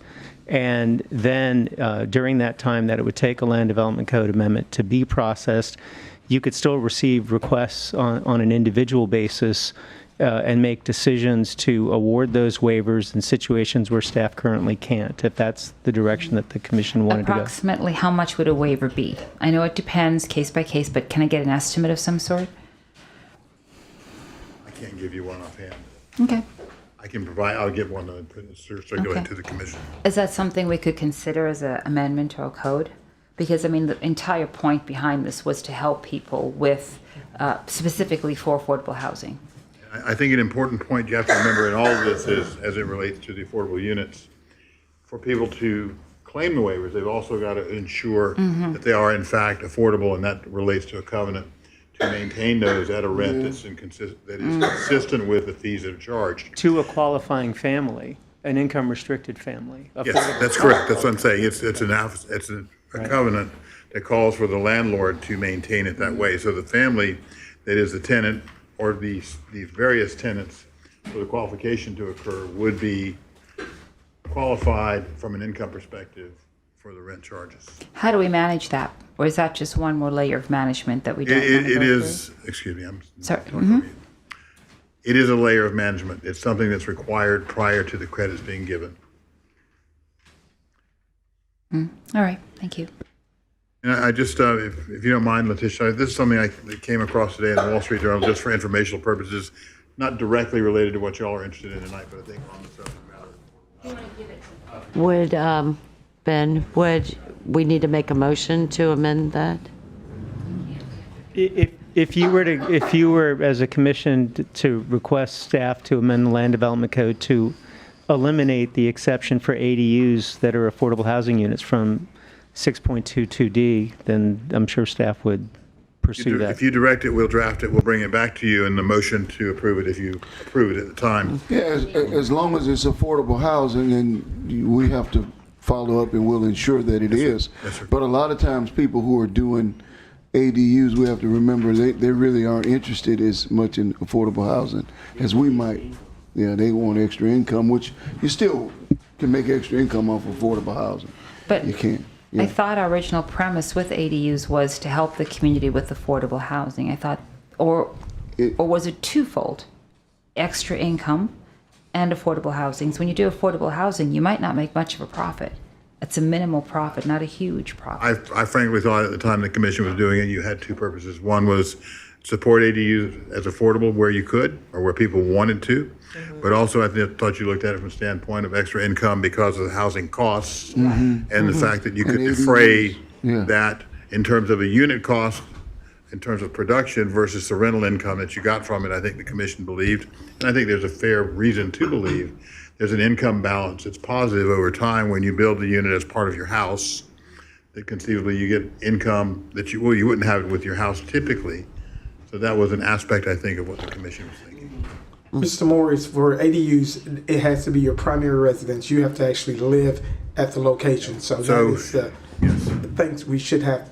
That is an aspect of it. So in terms of the ADU must be a part of the principal residence of the owner.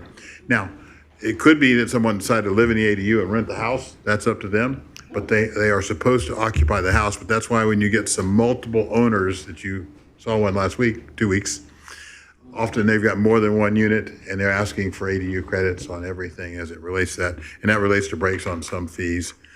So it's something that we try to be careful about in terms of how it's dispensed and keep it consistent. Because remember, wherever you forgive expenses in one place, somebody else is either indirectly making up that expense or you're reducing your amount of monies that are available to do things.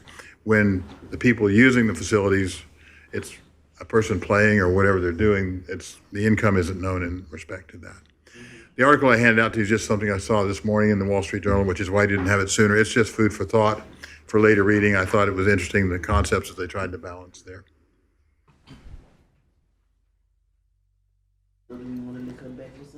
I would. We'll take staff to, we'll draft it and bring it back. Okay. It'll go through the Mayor whole Henry, process. I have a question. Yes, ma'am. I just want to know, can we create an ADU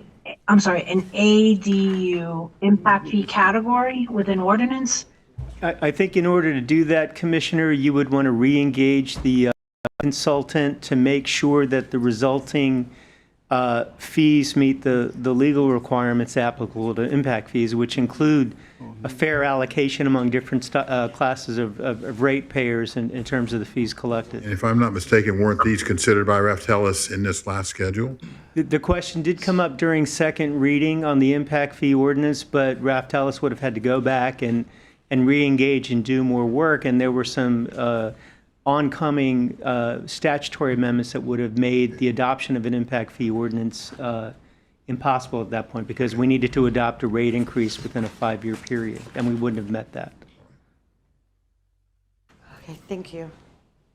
Okay, and my other question is also, when we're looking at reducing the impact fees for ADUs, can we also look at the utility connection fees for ADUs as well? Because we have very high connection fees too. Commissioner, the utility connection fees are currently not subject to waivers for affordable housing units, and we shouldn't waive those fees for anybody because we have bond covenants that. No, I didn't say to waive the fee. I said a reduction in the utility connection because of an AUD.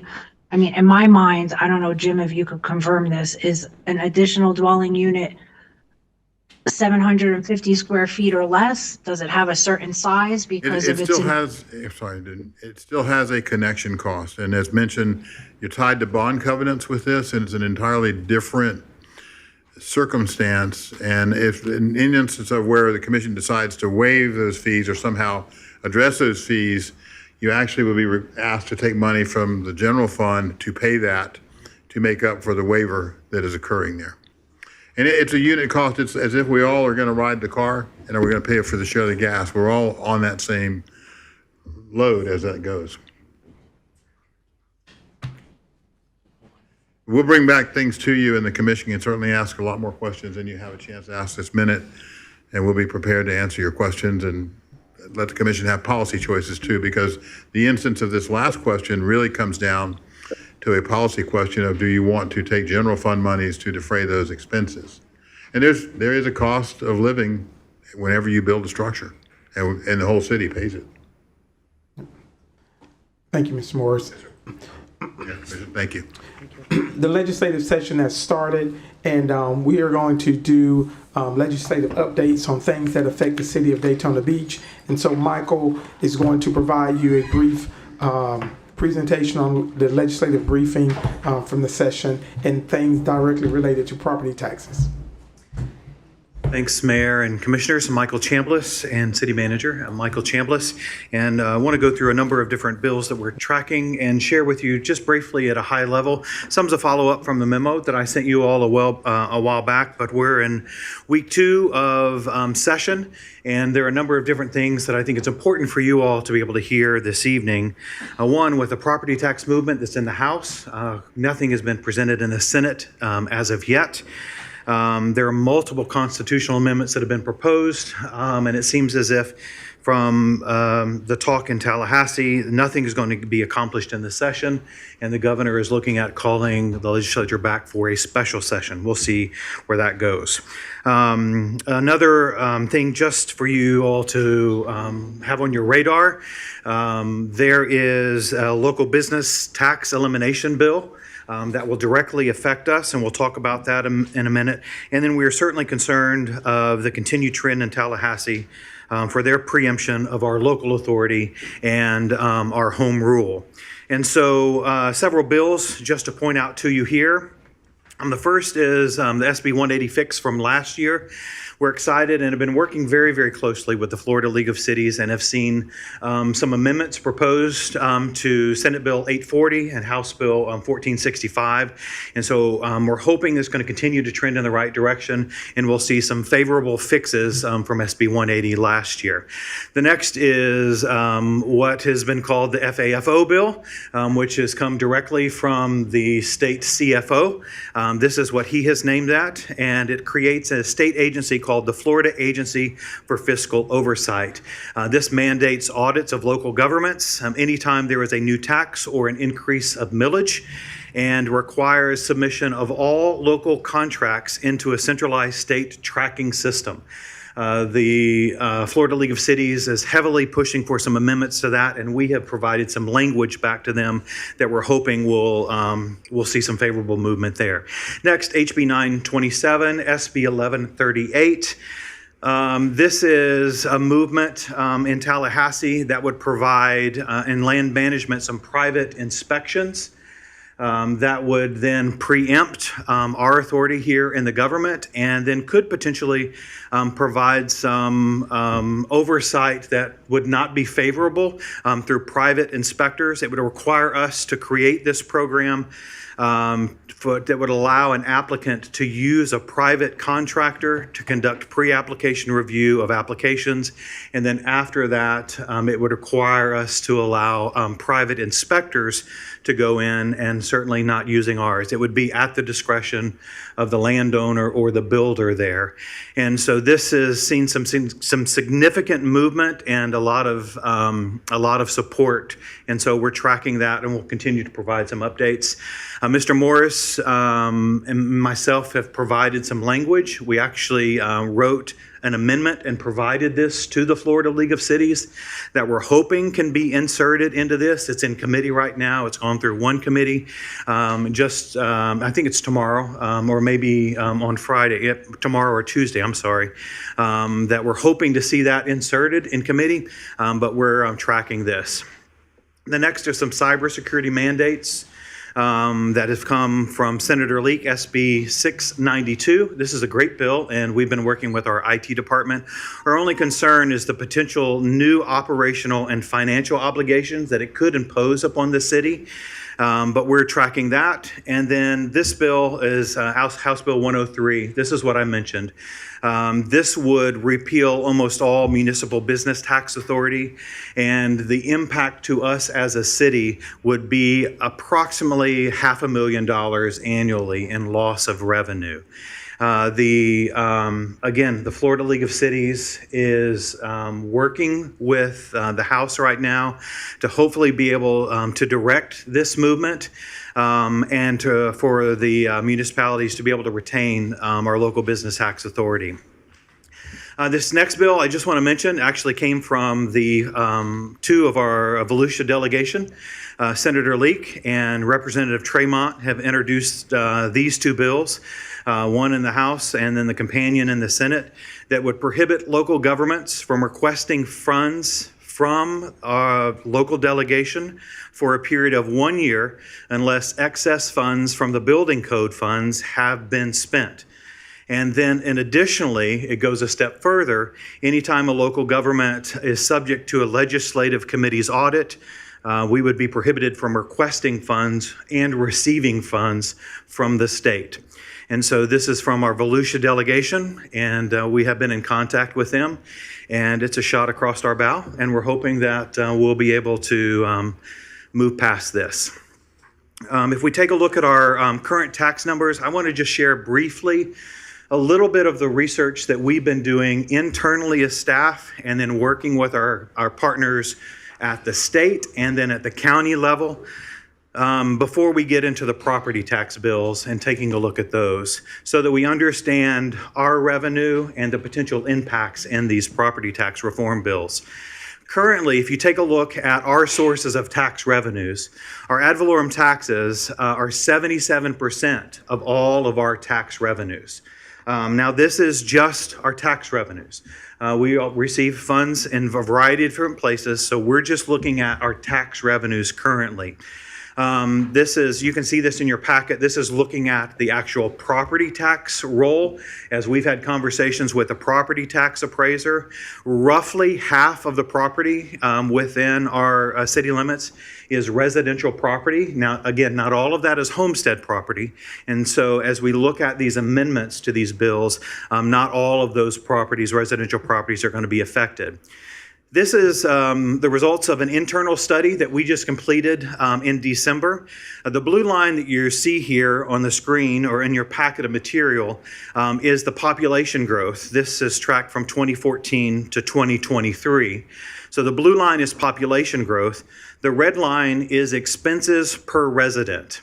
And so what you see in the last few years as a commission, there's been a great job in bringing in the growth or matching the growth of expenses per resident in line with the in line with the population growth.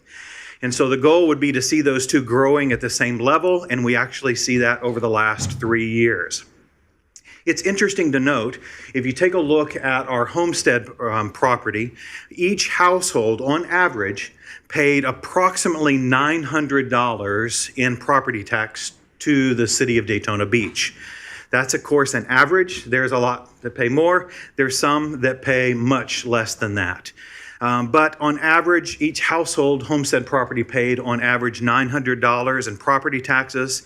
And in return, the city of Daytona Beach per resident provided services that total almost $4,000.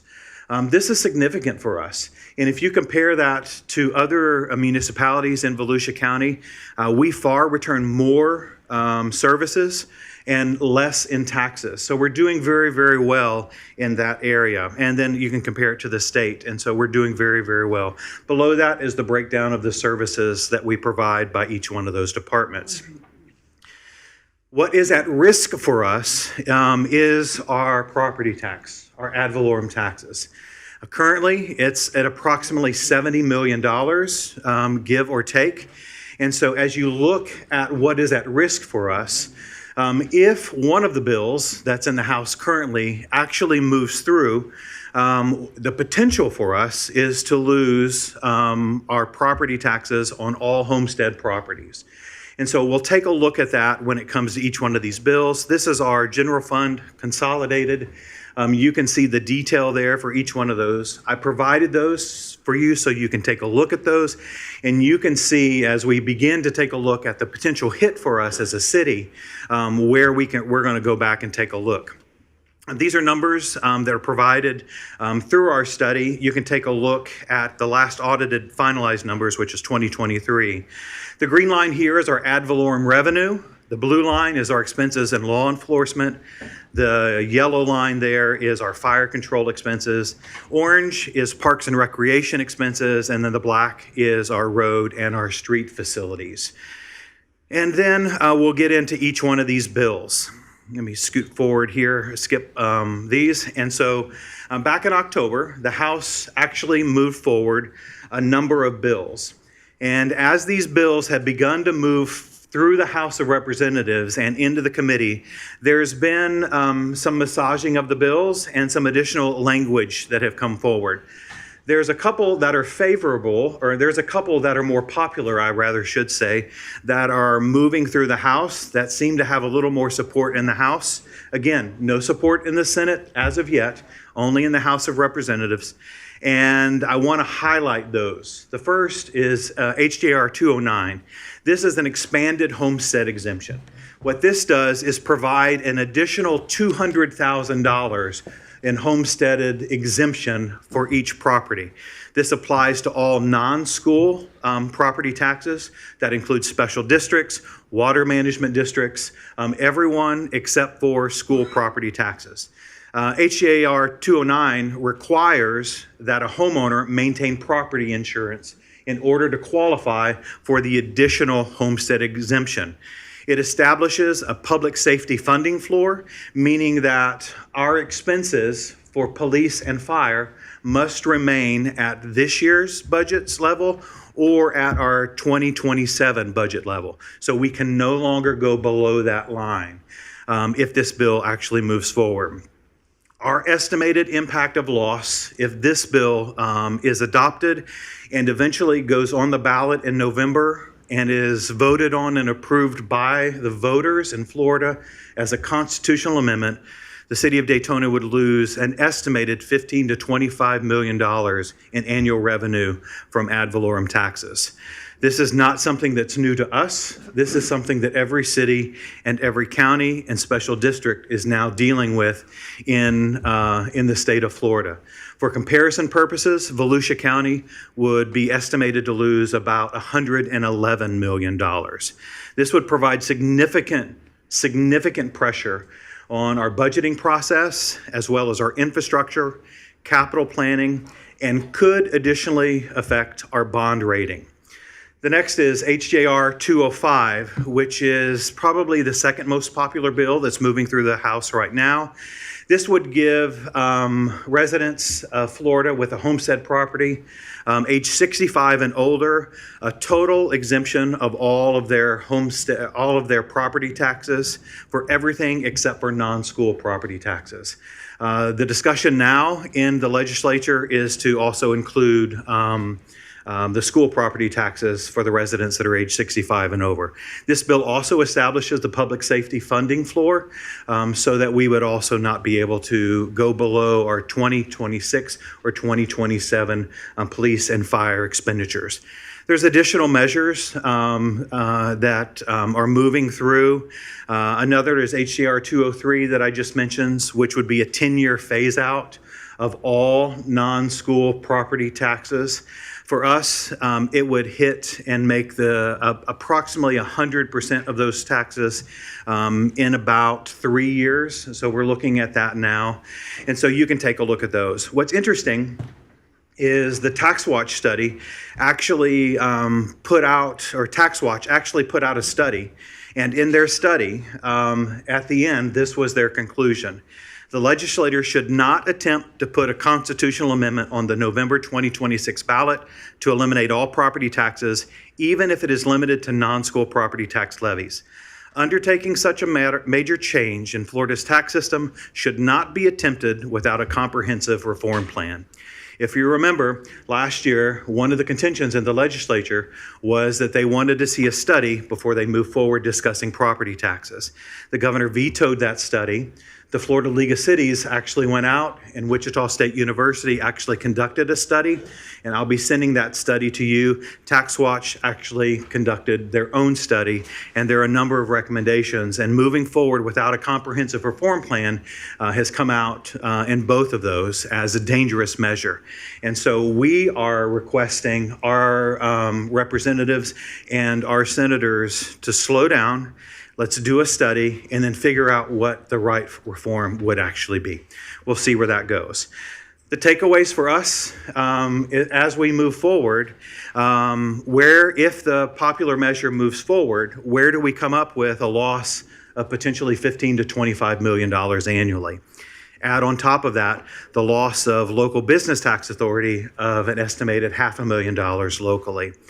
Also, the multiple bills that are compounding our revenue pressure, increased compliance costs such as the cybersecurity bill, and figuring out what are the proper core services, what do we protect, and then where do we move forward to reduce those.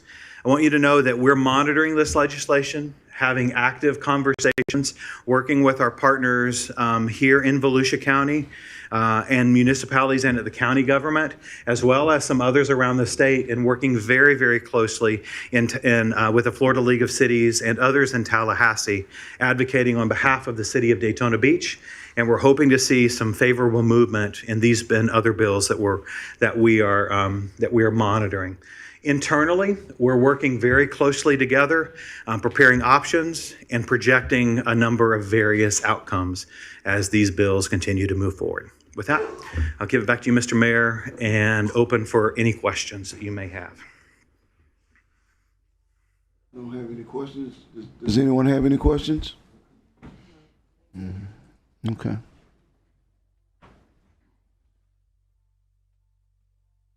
Yeah, thank you. Sort of dire. Really, it's a great job.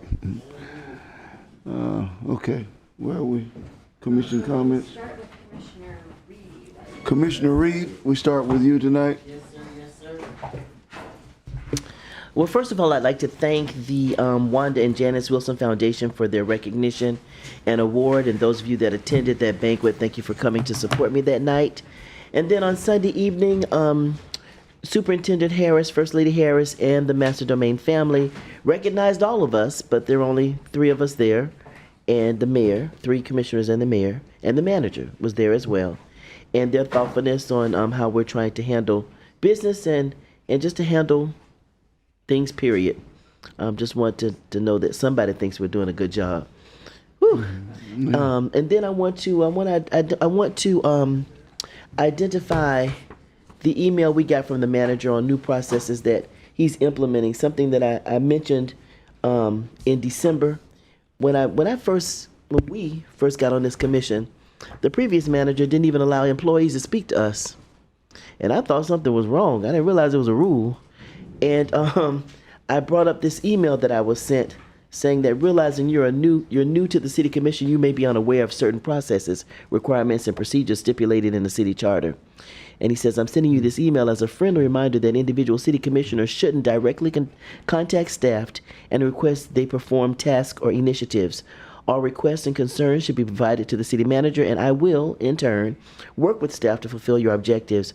I'm sending this below notice to all the other commissioners as a reminder. And he sent me a copy of Section 15, powers vested in commission to deal with administrative service solely through city manager interference by members of the commission. And the last line really struck me when I read this this rule that was in the charter, saying that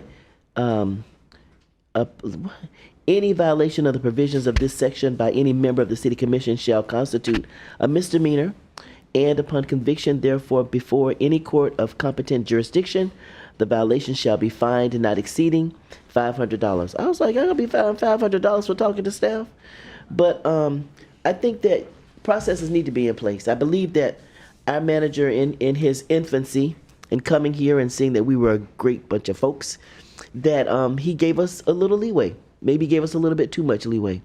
And I appreciate the email that he has sent, particularly since I had been given this by the previous administrator.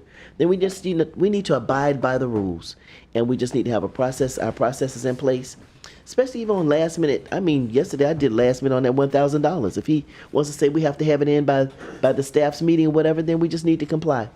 So I just want to remind us that it's not coming from him, that it is a part of the charter.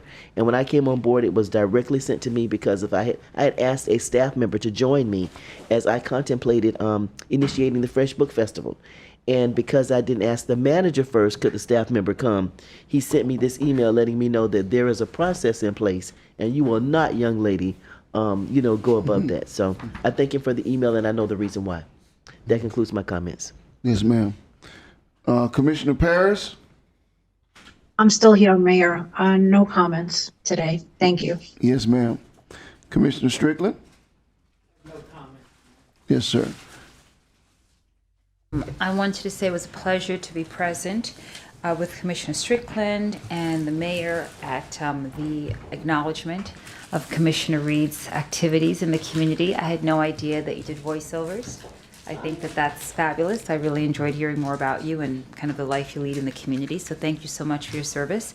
I also went to the Sunday MLK event at Pastor Harris's, Superintendent Harris's church, and very well done. I enjoyed the musical tribute by Bethune Cookman. It was a very pleasant afternoon for me. It was very nice. Also, I thought that Mr. Stallworth did a great job handling the events at the marina, and I look forward to seeing what happens next. And so far, we had a meeting, I think it was Thursday, and by Saturday, he was reporting back some changes that happened in 48 hours. So I'm hoping for more activity there. All right, thank you so much. Thank you. Commissioner Cantu? I have nothing. Thank you. Yes, ma'am. Commissioner Henry? I want to say congratulations to Commissioner Reed for being honored and for all of her hard work that she's been doing. I'm so proud of you. And I want to say that this is where Commissioner Reed and I differ, because when I interviewed the city manager, my first question to him was, would commissioners be allowed to talk to staff and ask staff things? And one guy said no, and he was immediately crossed off my list. But everybody know I don't try to abuse And staff. that's the old administration that said that, right? Because you came in under Silver. Oh, you saying you asked this one? I asked this one. I asked every last one of them. That was the first question. I just wanted to say that I did ask that, and the people who told me no, I scribbled them out really hard because I do want to have a relationship and rapport with the staff. Although I don't feel like I'm worrisome or worrisome or bothersome to the staff, I try not to be worrisome, but I do want to have access to them if I absolutely need to have access to them. So that kind of is where you and I differ a little bit. Just ask them, can you? And then you can. Anyway, I think those are the only comments I have for tonight. I don't have any more comments for tonight. If I do, I'm going to come back. But for the record, I would like to have a public meeting with you regarding a project that I'd like to host in your zone, and I'd like for us to partner on it. And whenever we talk, we're supposed to have a public meeting so the public can hear what we discuss when we plan things. I would love that. Thank you very much.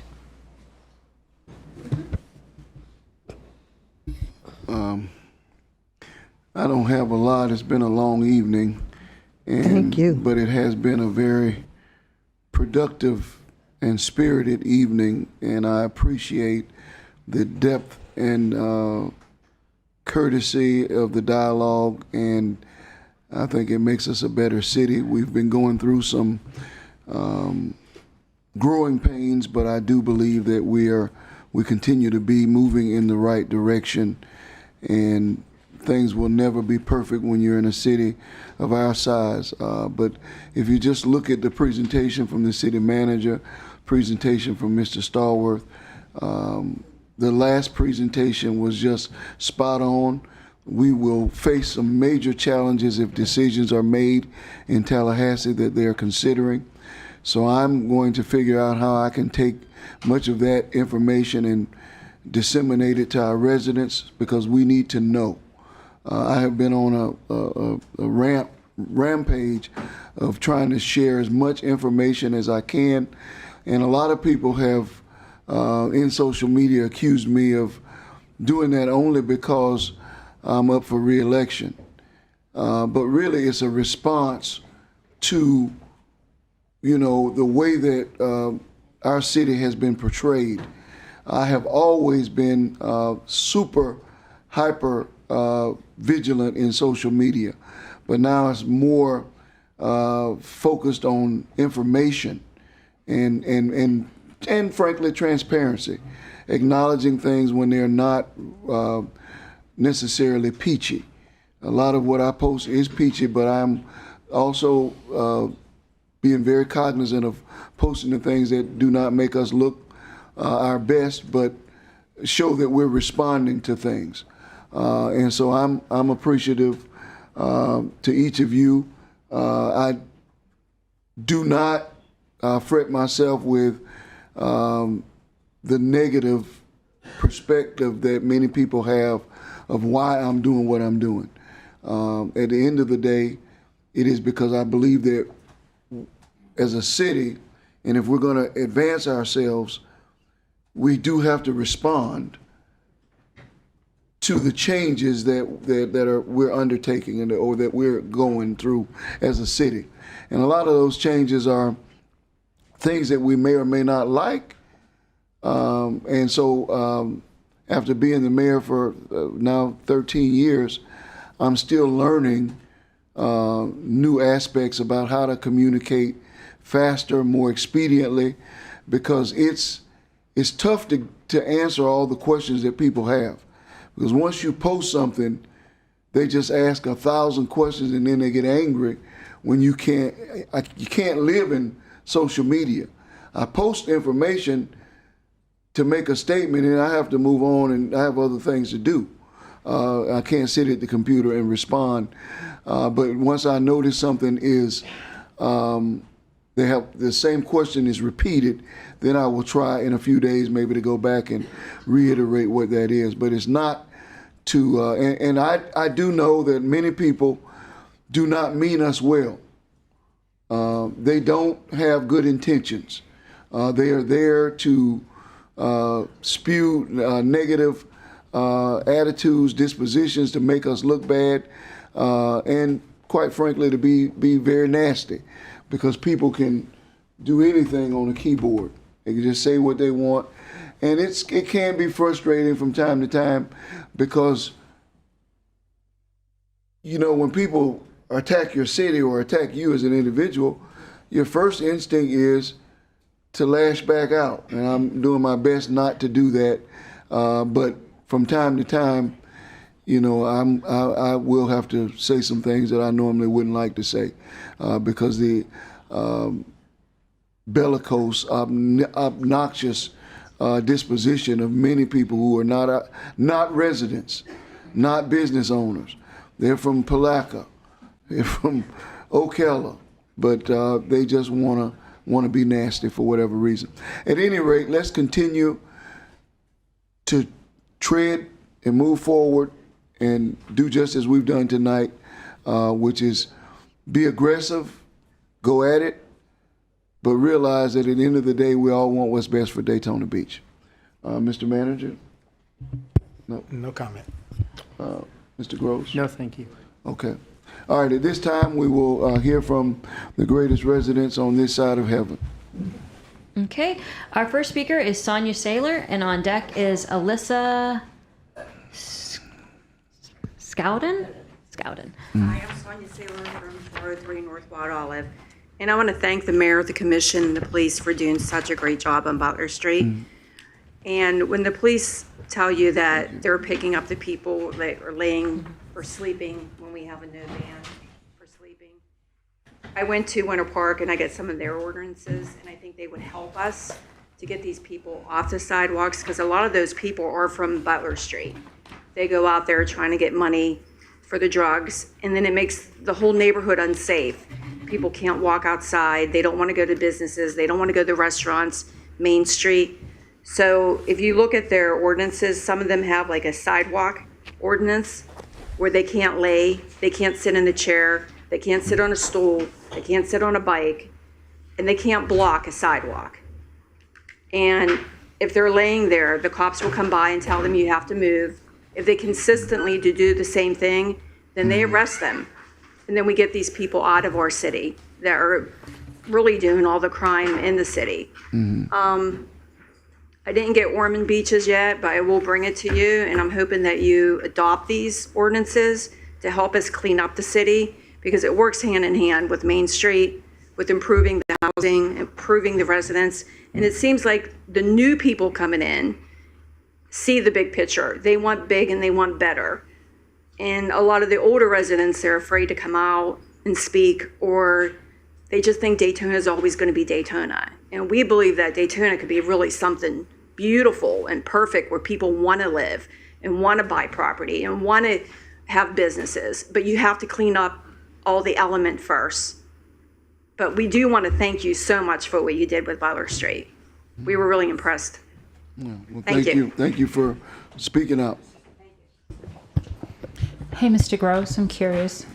On page 2.2, the one that talks about sitting or lying, sidewalks, bicycle paths, I know we have a camping ordinance, but does that one apply to us? Can we use that one? We have similar code provisions, and they're subject to certain constitutional limitations. Okay. Basically, if somebody's obstructing the sidewalk, we have an ordinance that prevents them from doing that. Okay. Yeah. Our next speaker it's Melissa, I'm sorry, Melissa Scouten, and on deck is Fred Coulter. Is there a Melissa? Okay, our next speaker is Fred Coulter.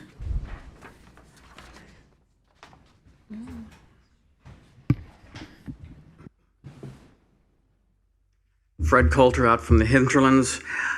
I want to talk to you about something that is not just a Daytona Beach issue. This is an issue that I've noticed in lots of governments, and that's the issue of consultants. We, Daytona Beach, local governments, waste a lot of money on consultants. The first thing that we do is we ignore our own employees. Our employees have lots and lots of expertise. I've listened to many consultant reports where I know Public Works already said the same thing. I know that the parks people already said the same thing. We spend hundreds of thousands of dollars to duplicate work that our employees already know. So if you're looking at getting a consultant, first see if they've actually got the expertise in-house. You're paying these people, you might as well use them. If they don't have the expertise, which is a possibility, why? You need to talk to HR. Why are you hiring people that don't actually know what they're doing? There are times when you will need something that they don't have expertise. One in, really weird oddball things. But in general, most of the time I've seen consultant reports, they're within either what the employees know or what they should know. And again, if they don't know, that's a different issue. Another question is, do you trust your employees? And again, if you don't trust your employees, that's a problem, and you really need to work on that one too.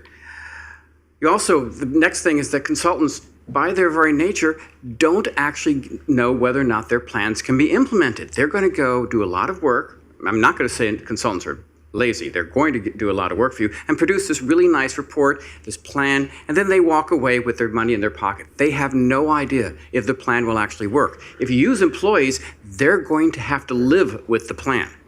They've got irons in the fire. You really need to, that gives the employees a much bigger incentive for getting the job done right, because they have to be there when try to implement it.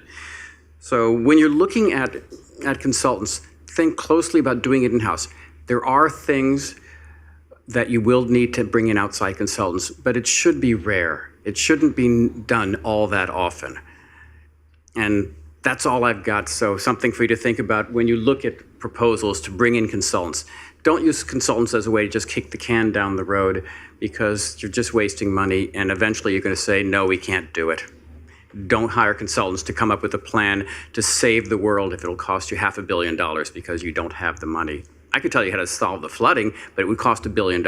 And I don't think Mr. Fiescher would approve a $1 billion plan to solve flooding, for example. Thank you.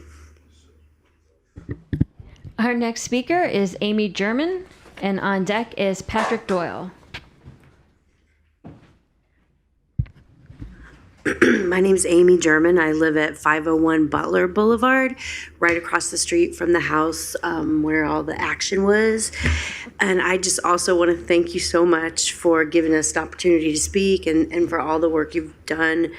I had stuff planned, but because the police chief made his comments, I'm going to abbreviate them a little bit. But in 5 years, within 150 feet of my front door, there's been 3 drug-related murders. 3 drug-related murders. It's also a fact. There was also another shooting this week, or earlier in January, which I don't know about. But it's also a fact that at least 3 men who I've personally seen deal drugs or live at the house where the last murder took place back in March at 508 Butler to my left. I now see those same men go into 401 Oleander. And, you know, they killed an 18-year-old kid from probably Midtown, I'm assuming. And I now see those same 30 and 40-year-old men go into the other house, and they're still there dealing drugs, and the 18-year-old is dead. And I just find it, I know it's disturbing to everybody in this place, but I see it every day, and it's very traumatizing, honestly. We had a neighborhood meeting yesterday, and I met a man who helped a drug house on Halifax, and he showed me pictures of the same people that I still see going into 401 today. Drug deals happened today after this woman was, you know, arrested and went to jail. It's still happening. So I guess what I'm trying to say is these are career criminals. They are seriously professionals. And I'm, you know, I like to joke around and be funny, but as Chief of Police Young said, there were 21 people taken out of a 1,400 square foot house, a tiny house. There were 21 people inside, and these are just some of the rap sheets. There were 16 people had rap sheets, and these, like, they're long rap sheets for the people that were taken out of that house. These are not homeless people. These are not mentally ill people. These are professionals. It is a real deal. I can't even explain. I love Daytona. I grew up here. I know that, you know, I grew up here as a kid. There's always been a drug problem in Seabreeze, but the drugs are more potent now. And, you know, the lady moved in. She had sorry, I know there's probably time, but there has to be a solution. And I think it has to do with ordinances and the police really enforcing those ordinances to the 1,000th degree as much as they can, because you're never going to have Main Street, you're never going to have property owners that are building it up until the safety is taken care of. Do you have copies of that? Oh, yeah. Well, can you give them to Letitia? She can give to us? Right there. You can have it all. Okay. Our next speaker is Patrick Doyle, and on deck is John Nicholson. Okay. Our next speaker is John Nicholson, and on deck is Jason Lewis.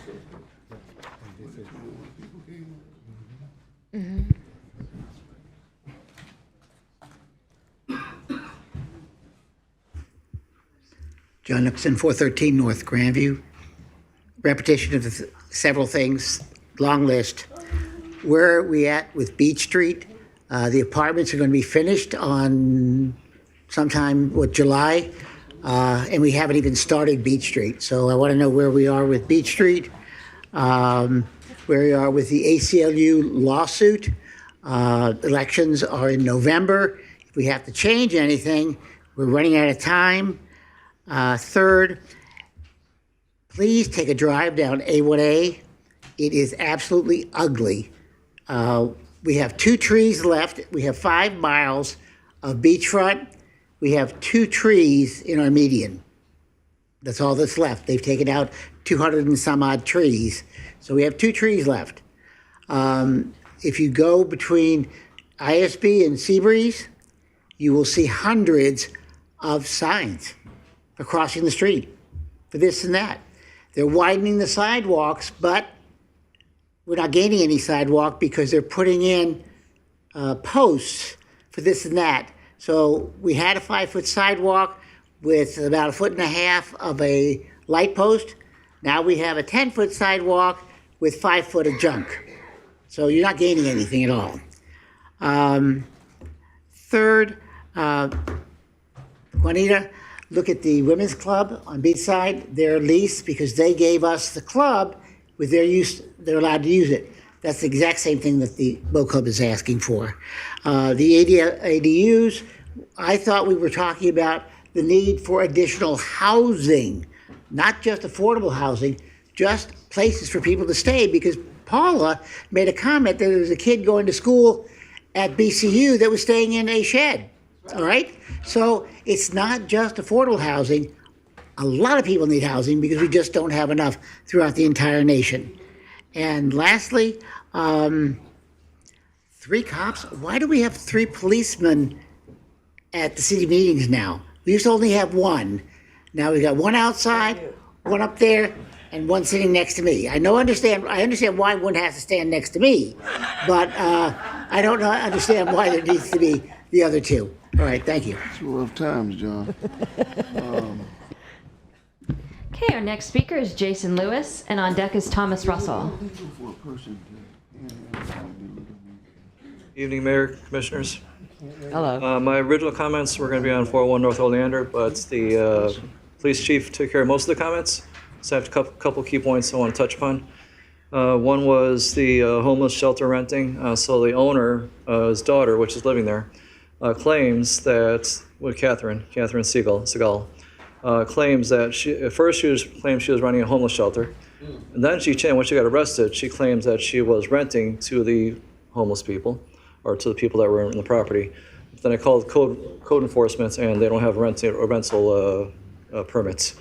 So that's one thing that they're violating that's not been caught yet. The other concern I have about that is, even though their eviction is taking place, Katie has been the one that's inviting these people in. She is a part owner, so even though the mother is evicting the rest of the people on this property, my concern is she's going to invite the people right back in. Now, I understand a public nuisance is being declared on this property, but that doesn't stop Katie from inviting these people and discontinuing however long it takes to get them out. The public nuisance take effect. The other point that I need to address is community involvement by the police. We hold monthly community meetings, neighborhood meetings, and during these monthly meetings, sometimes police officers show up and they address the people that are in the meeting. This most recent meeting, or it's the second most recent meeting, we had Captain Jones show up. Now I understand frustrations are high, but professionalism should be the utmost when police interaction with a meeting of that nature.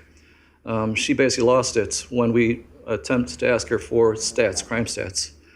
The reason she lost it was because I guess she considered it badgering.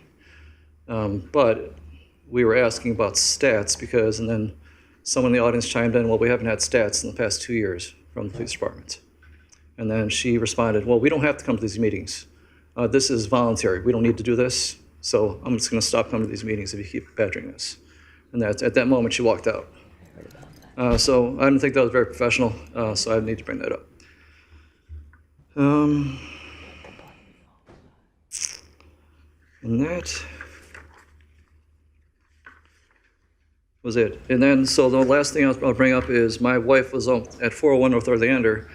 Katie almost assaulted my wife walking her dogs. She was across the streets at my neighbor's house, walking down the streets.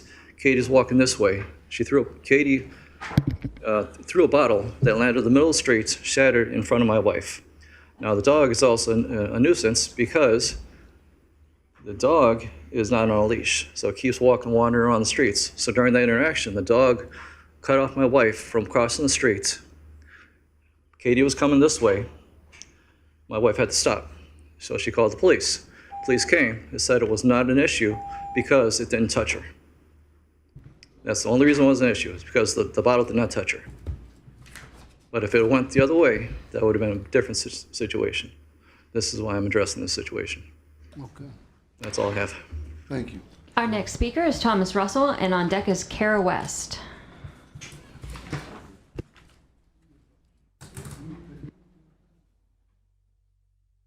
That's my business. Commissioners, Mr. Mayor, Yes, sir. I'm always glad to speak to you. I'd like to talk about a place called 603 North Beach Street, the real North Beach Street.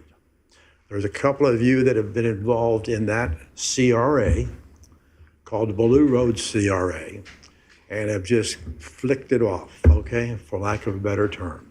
Done nothing to see to it that something was done with the monies that are generated by that fund. I happen to have bought my building 1985. it has contributed somewhere around $50,000 to the CRA fund. To date, 10 years after I bought it, a gentleman knocked on the door and said, "I've got some money to help you paint your building. Would you like to get it done?" And I said, "What do I have to do?" He says, "You have to match it." He says, "Get me a couple of bids on painting it, and I'll get you half." I got a bid for $10,000, and I got a check for $5,000. That means I'm upside down $45,000 of my own tax money that went into the Blue Road CRA. That doesn't make good sense to me.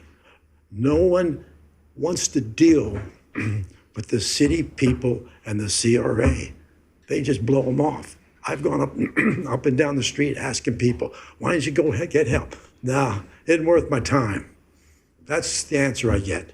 The effort being put forward is into whatever direction Mr. Mayor, city manager, or the director of the CRAs puts out there. And it has not been on the Blue Road CRA. And as far as paving it, blow that off. The only thing that'll do is make the cars go faster so they can get downtown, which is what they're going to do. So you need to get something to work. If somebody isn't assigned the job of see what these people need, you talk about Main Street. Did anybody go up and down the street and say, "Hey, if I help you fix this building, why buy the building? Contribute to its repairs."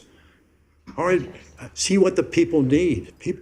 They don't want to deal with people from the city. I'm just telling you. They always say, "Why are you bothering?" Nobody wants to come here and talk. They don't listen.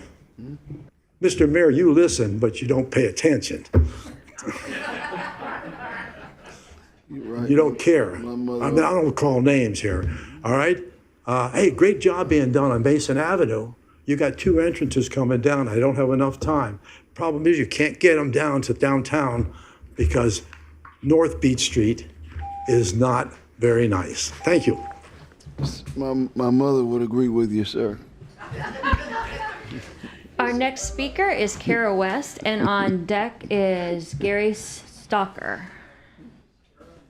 Kara left. Is there a Gary Stalker? Okay. And on deck is Luis DiMatteo.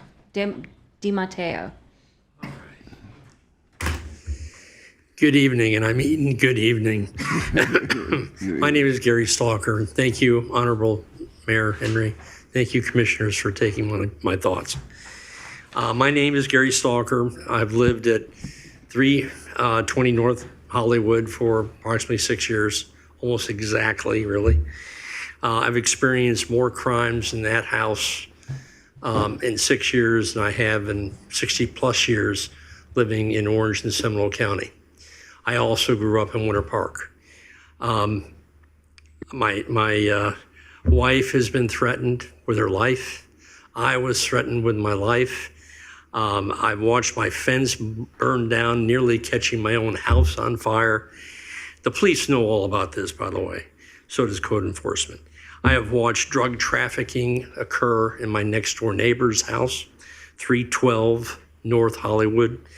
I've watched cars, I've watched motorcycles, I've watched bicycles, I've watched kids, adults, every which way you can think of, come by that house and take packages from people, handing them out of their hands to somebody else. I have no idea what it is, but I know it's not good. I've been awakened early in the morning to a mentally impaired woman that has lived next door recently, in not last 2 years, screaming at the top of her lungs at somebody, and then lately just coming out in the street and in the front of her yard and yelling and screaming as well. I don't know. I'm telling you this because 401 in relationship to where I live is 2 houses away. This house is right next to me. So I am sandwiched between 2 mentally impaired people. I didn't move from Orange and Seminole counties to come to Daytona Beach to get this kind of treatment. And I'm not being selfish, I'm just being honest.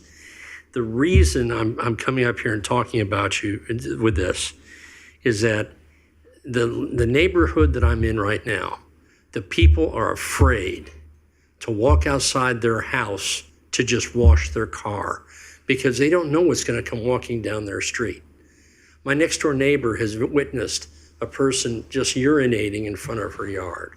She's got the most beautiful house in the whole neighborhood. She doesn't want to open her garage door. And I understand that. And I'm thankful, and he's not here.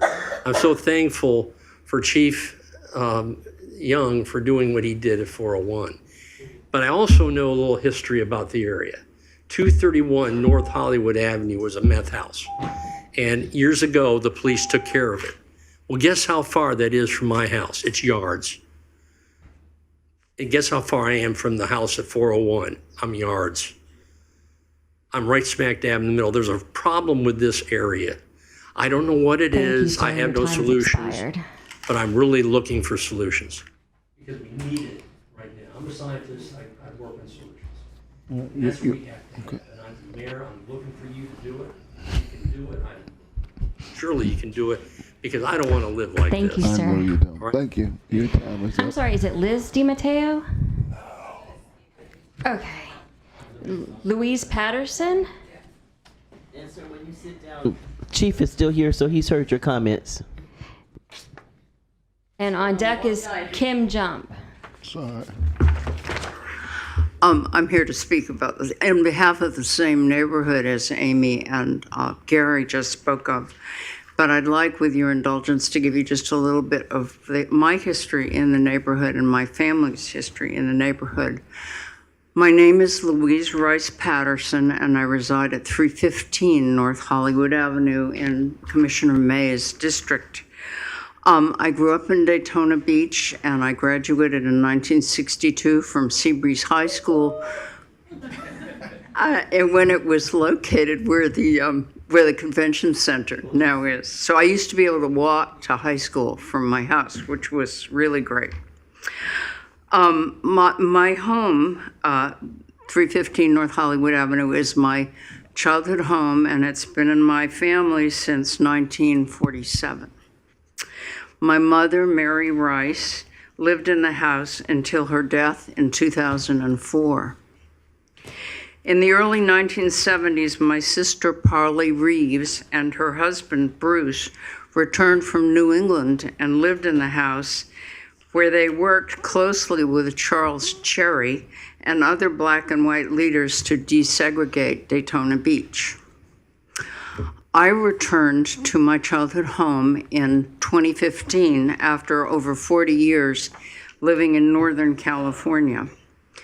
So imagine my dismay when I returned to the neighborhood so degraded by neglect. There was a crack house on the corner of Ora Street and Hollywood, which has since been bought by a couple from Chicago and completely renovated and repaired. Across the street was the Raphael's house.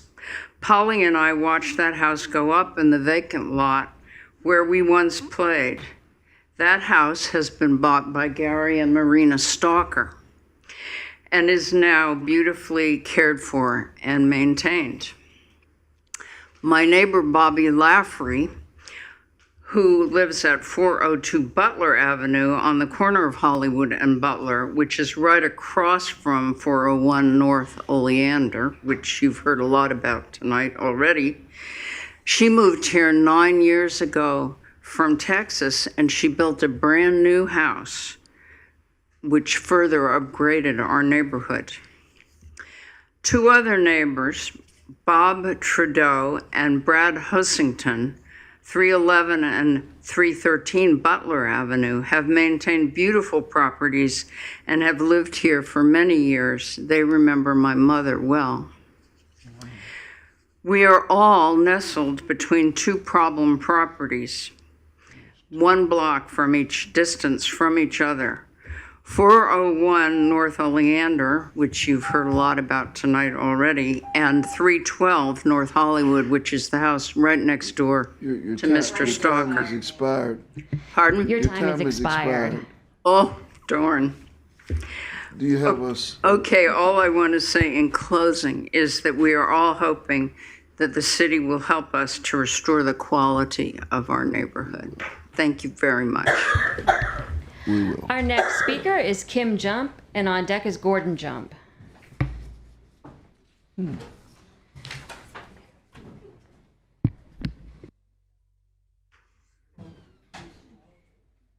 Hi, I'm Kim Jump. I live at 515 Beach Street, slip I-8. F3 has told us all that they want to become a five-star marina. Well, we all know what a five-star hotel is and how it is represented by the Hoteliers Association, who sets a criteria for hotels and that have to get a top rating. We also know restaurants have the Michelin Guide to get a star based on personality, mastery of cooking, harmony of flavors, and a consistency as a whole. Marinas, on the other hand, have no program for a rating or star system. They do have a program called Clean Marina, which you heard about earlier, which is a voluntary program. Our marina, the Halifax Harbor, has not flown the Clean Marina flag since 2015. Another national association is the Association of Marina Industries. You may or may not know that Daytona Beach is hosting their event at the Convention Center in February. This conference is geared toward marina and boatyard owners, operators, managers, as well as dock masters, harbor masters, boat builders, repairers, and industry consultants. This would be something F3 should have employees attending, in my opinion. AMI does not make any ratings. The only ratings come from data gathered from boating community. Part of the conference, though, will include a touring of the local marinas. I'm pretty sure Halifax Harbor Marina will be included in this tour due to the fact that it is the largest marina in the area. Some of you have been down to the marina in the last month or so and have sent inspectors here to look the place over.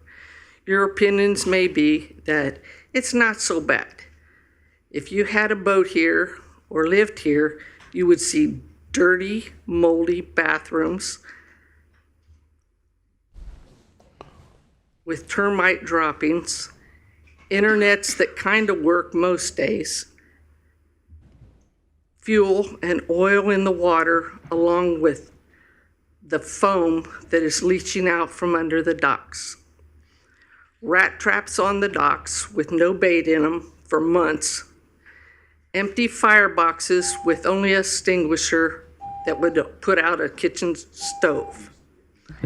The people who live on the dock. Ma'am, I'm sorry, your time's up. expired. I'm sorry.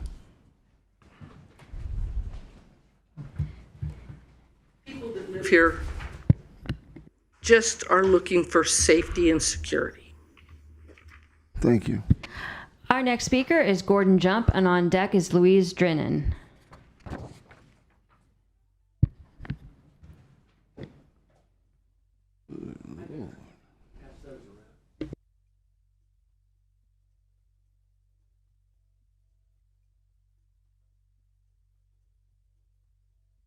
My name's Gordon Jump. I live at Halifax Harbor Marina.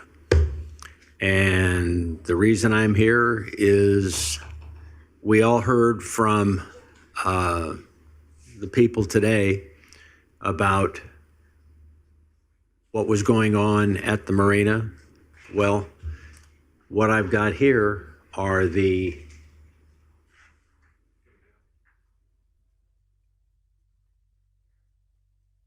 What I've got here are not only what they've worked on, but what is set up to work on in the future. And the only thing you need to watch out for is that a lot of times they will put people who work for the marina at the marina as, say, groundkeepers or whatever, and then they have them doing electrical, they have them doing plumbing, and them having rebuilding of buildings. So that's it. Just be careful.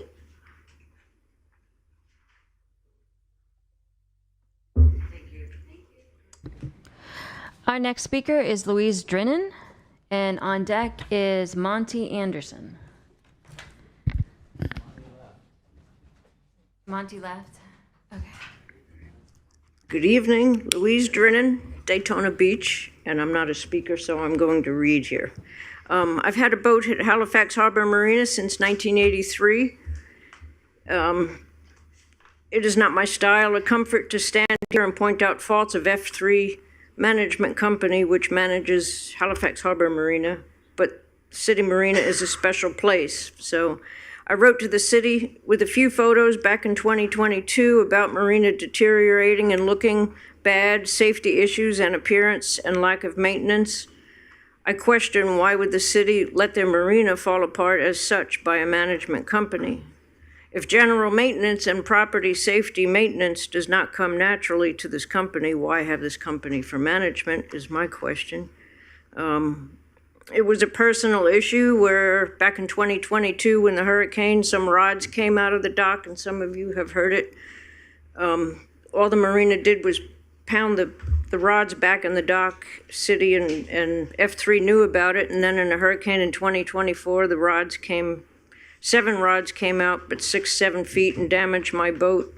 And F3 just said, go to my insurance company, but that's just, it's work that should have been fixed, knowing it was bad.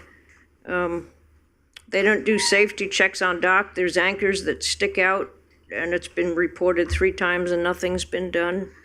That blue bathhouse that they spoke about earlier and asked was the door closed at all times, but for 2 months, the door never latched closed, so the residents all know that it just wouldn't close. That's probably why people go in.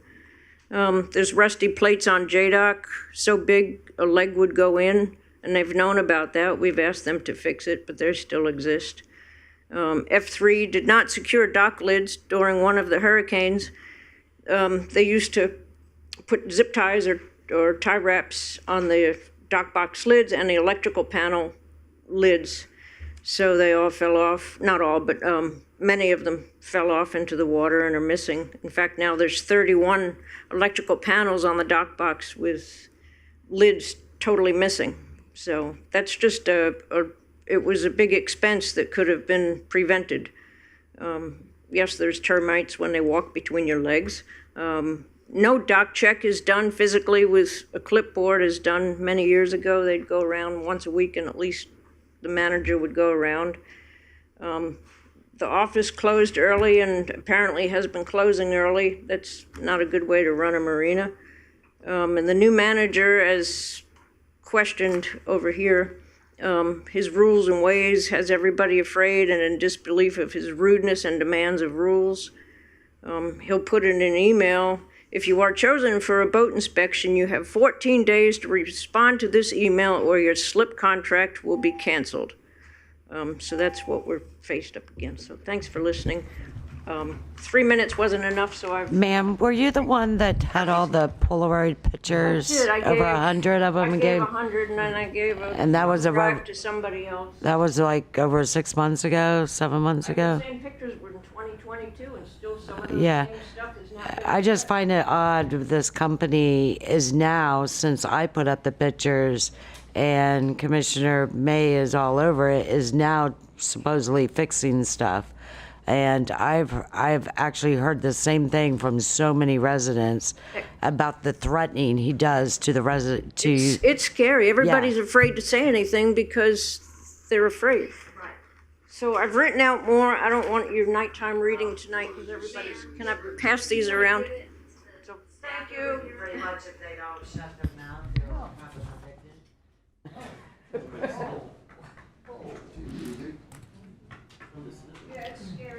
evicted. You guys said that Monty Anderson had left? Okay, thank you. Our next speaker is William Bidoff. Is that what you have, Commissioner? I have people who, I just know that when I spoke with them, I just got the sense that No, they I were wouldn't say scared. their names. I No, don't. I just won't got either. the sense that everyone I spoke with was scared. Right. They're just scared. Yeah.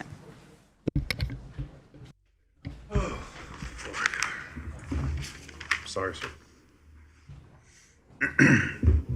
It's William Biddorf at 402 East International Speedway Boulevard. I was going to go up here and say a lot of things differently, but I just wanted to say that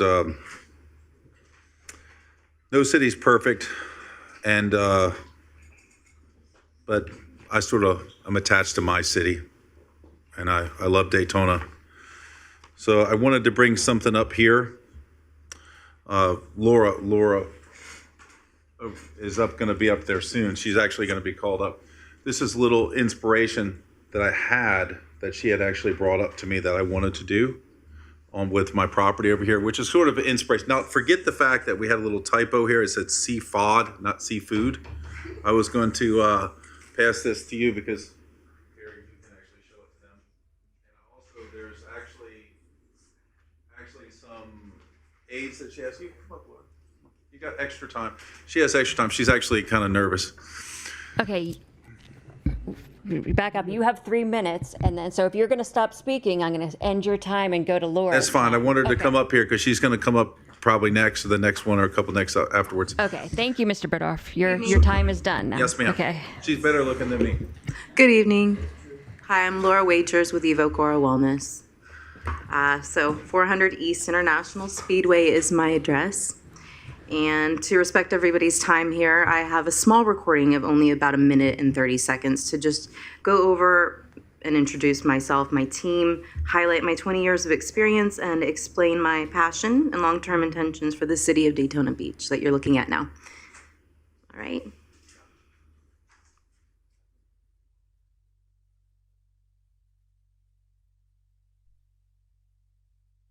Hopefully I'll be able to get it to where you can hear it.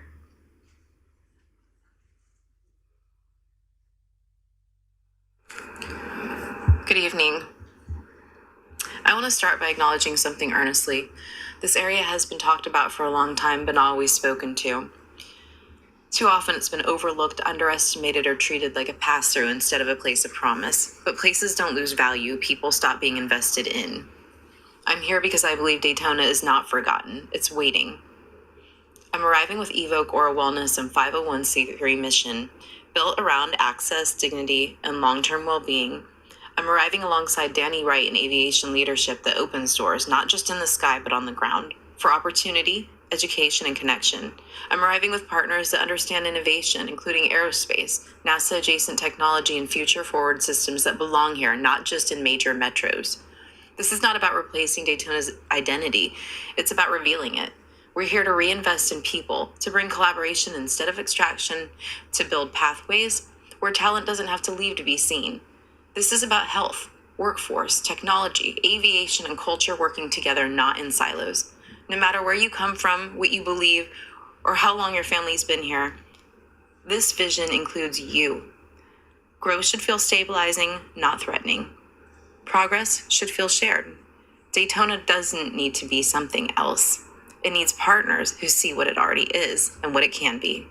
We're here, we're committed, and we're ready to help reinvent how the world looks at this town, starting by how we invest in it together. Thank you. So over the past 9 months, we've been operating, in 7 cities across 2 states, completing market evaluations, quality control, equipment testing, and team vetting with over $180,000 invested. I'm coming from St. Petersburg, Florida, but I've been in Daytona person that lived here and also now a business owner that's come here. I have a large-scale vehicle that's 32 feet long. You may have seen it with the big logo wrapped around it, Evoke Aura Wellness. It's something I've studied and trained in 20 years.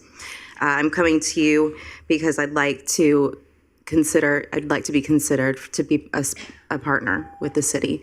The reason why I'm asking is because I really truly believe in this, and I'm endorsed by NASA technology as well as NASA community, and Danny Wright is one of the aviation leaders as well. I'm sorry, ma'am, your time's expired. Okay. That's good. Thank you guys for taking a look at everything. Appreciate it. Okay, our next speaker is Suzanne Odina, and on deck is Jenny Nazak.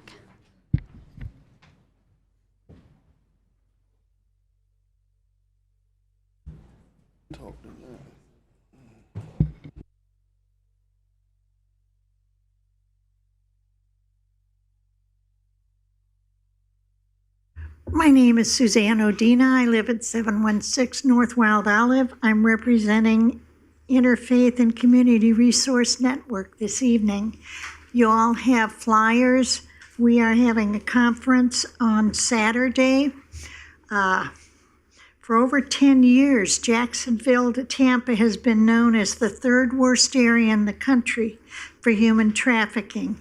That's both during events and on an everyday basis. Unfortunately, Volusia County is also the fourth worst county in the state for domestic violence. This Saturday from 10 to 1, we are hosting a conference at Our Lady of Lourdes addressing these problems. They impact our citizens, our visitors, and our economic development. It is free and open to the public. We hope at least some of you will join us. Respecting the veterans is another issue I wanted to talk to you about. There were comments suggesting all veterans events and future memorials be at the Veterans Historical Museum at the last meeting. There were also negative comments regarding the site of the former Wax Rec Center. Perhaps a Veterans Heritage Trail with signage might help direct more people to the museum. I've not visited very often, but when I did, I found a few veterans, docents, shooting the breeze. It doesn't appear to be getting a lot of visitors, and there's a ton of memorabilia. The women's memorabilia is on the second floor. The donations of some local generals get about as much visibility there as they did in the closets and in the garage. Marketing might help. Mike Bessett at the Ponce Lighthouse does a wonderful presentation on the history of the military here. It included the contribution of the women who served here. It included the streets named for service people who did not return. It included airports, barracks for those who served here, and Quonset huts. Signage in a historic trail might help highlight their contributions. A lot of discussion went on tonight about properties and money spent and city-owned things, taxpayer property and taxpayer money. I don't know a whole lot about properties the city currently owns, has been given, sold, etc. I do know the purposeful neglect of the rec center was not good stewardship. We do have a group willing to raise funds to develop that property as a fitting memorial sooner rather than later, or not at all. That's providing you don't move the goalposts on us or make it difficult to do. Thank you, and I do again hope that you'll attend our conference. Our next speaker is Jenny Nazak, and on deck is Emily Nice. Mayor, I would like to just say something. I'm not pushing to move the wax, whatever, to the veterans. I was just the messenger from about 11 different veteran groups, and actually they stay real busy, and once a month they have a meeting with a lot of veterans with a guest speaker. Maybe you should attend. And I did a lot of research, and just not me, I didn't do all the research. I know there was a resident named Tracy Remark that did a research on that rec center, and they all they did was dance there. They didn't even do the training. They did the training over at the boardwalk and on the beach. And even an African woman could not even dance in that place around that time. And I'm African American, excuse me, could not even dance. It actually makes me angry that we would want to even treasure that with a statue. So that's just my thoughts. Thank you. Our next speaker is Emily Nice, and on deck is Lauren Angeletto. Oh, and Jenny Nazek, I'm sorry. Jenny Nazek, 501 Harvey. Topic 1, feral cats. Beachside has a severe problem with feral cats, but we have a trap, neuter, release thing going. A lot of neighbors are working together. We appreciate the city's very speedy response to a few of our neighbors who contacted commissioners to say, can you please ask our city manager to make everyone aware that people shouldn't be just dumping cat food on the sidewalk. It undermines the trap, neuter, release effort. Topic 2 was item 8I from the CRA meeting regarding the proposed acquisition of land in the Main Street neighborhood for $4 million. At the time I made my comments, very much opposed to purchasing the land, I had not reviewed quite an extensive report that was submitted by Mr. Ken Thomas and Ms. Angela Armstrong and Ms. Michelle Tolliver. It was a quite elaborate proposal with ideas, and so I'm really glad the item got tabled so we can review and discuss it further. It really is quite interesting, and it's things that I've always said that I would want there.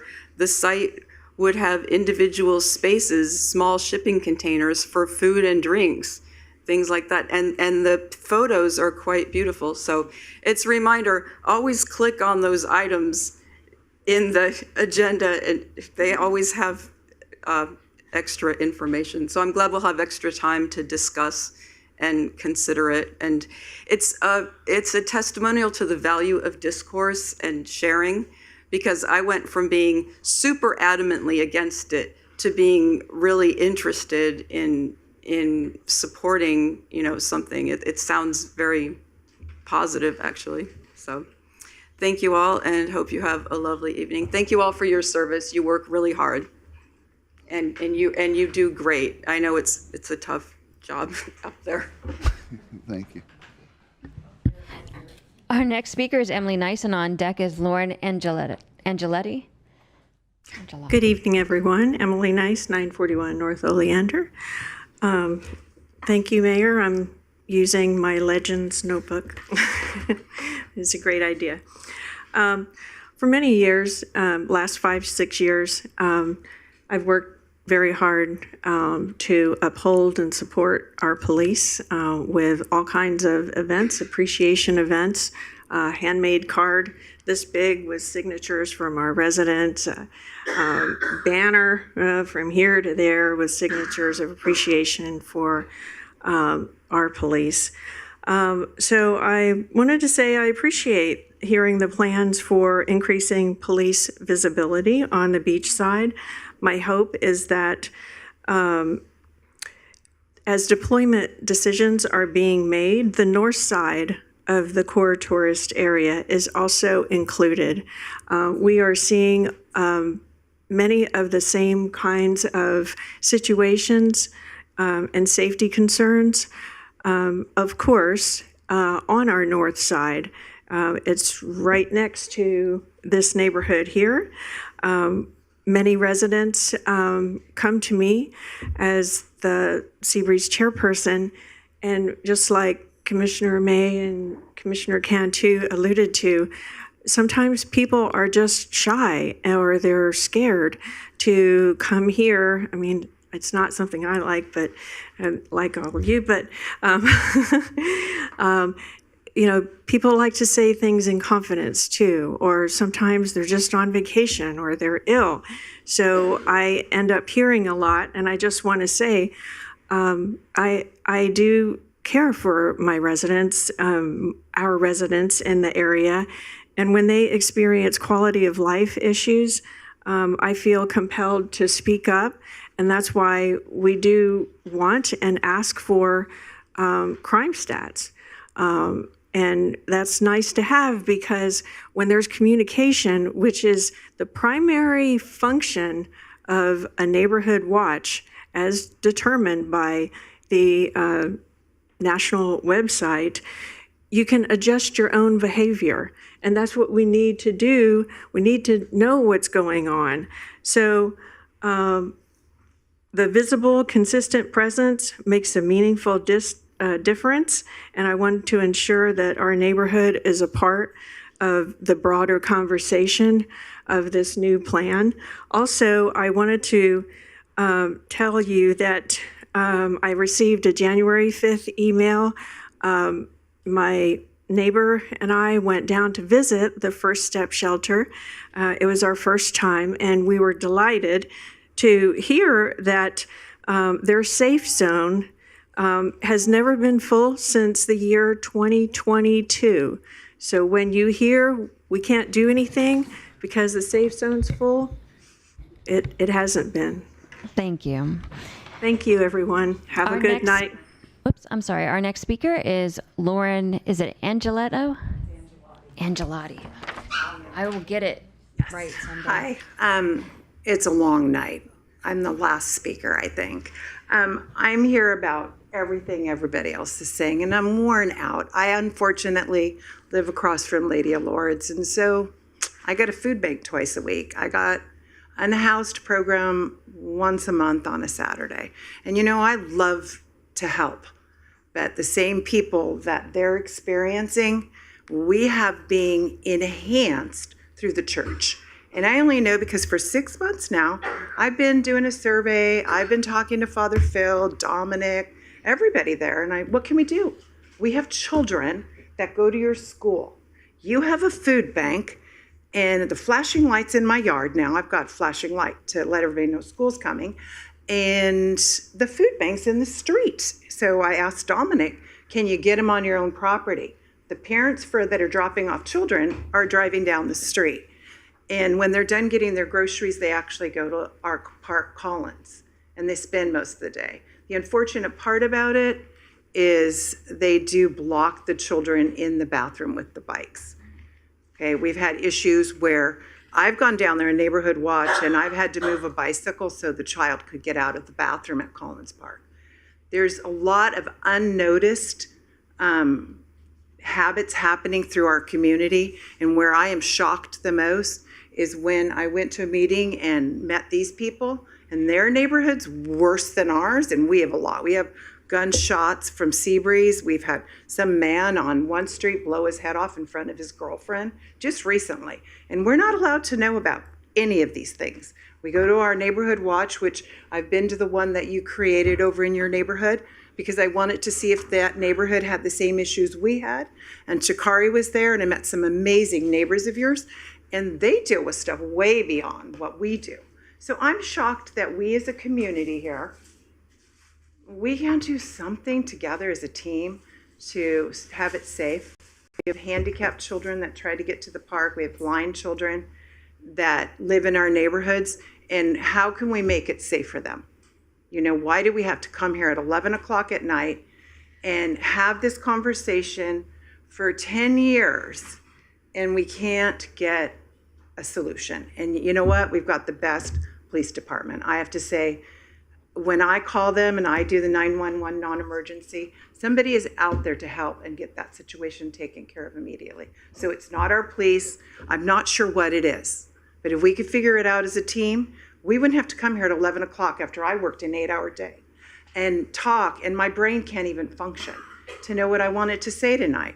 So I just want to say together we can fix this. I know we could. We could, you know? So my time's up. Thank you.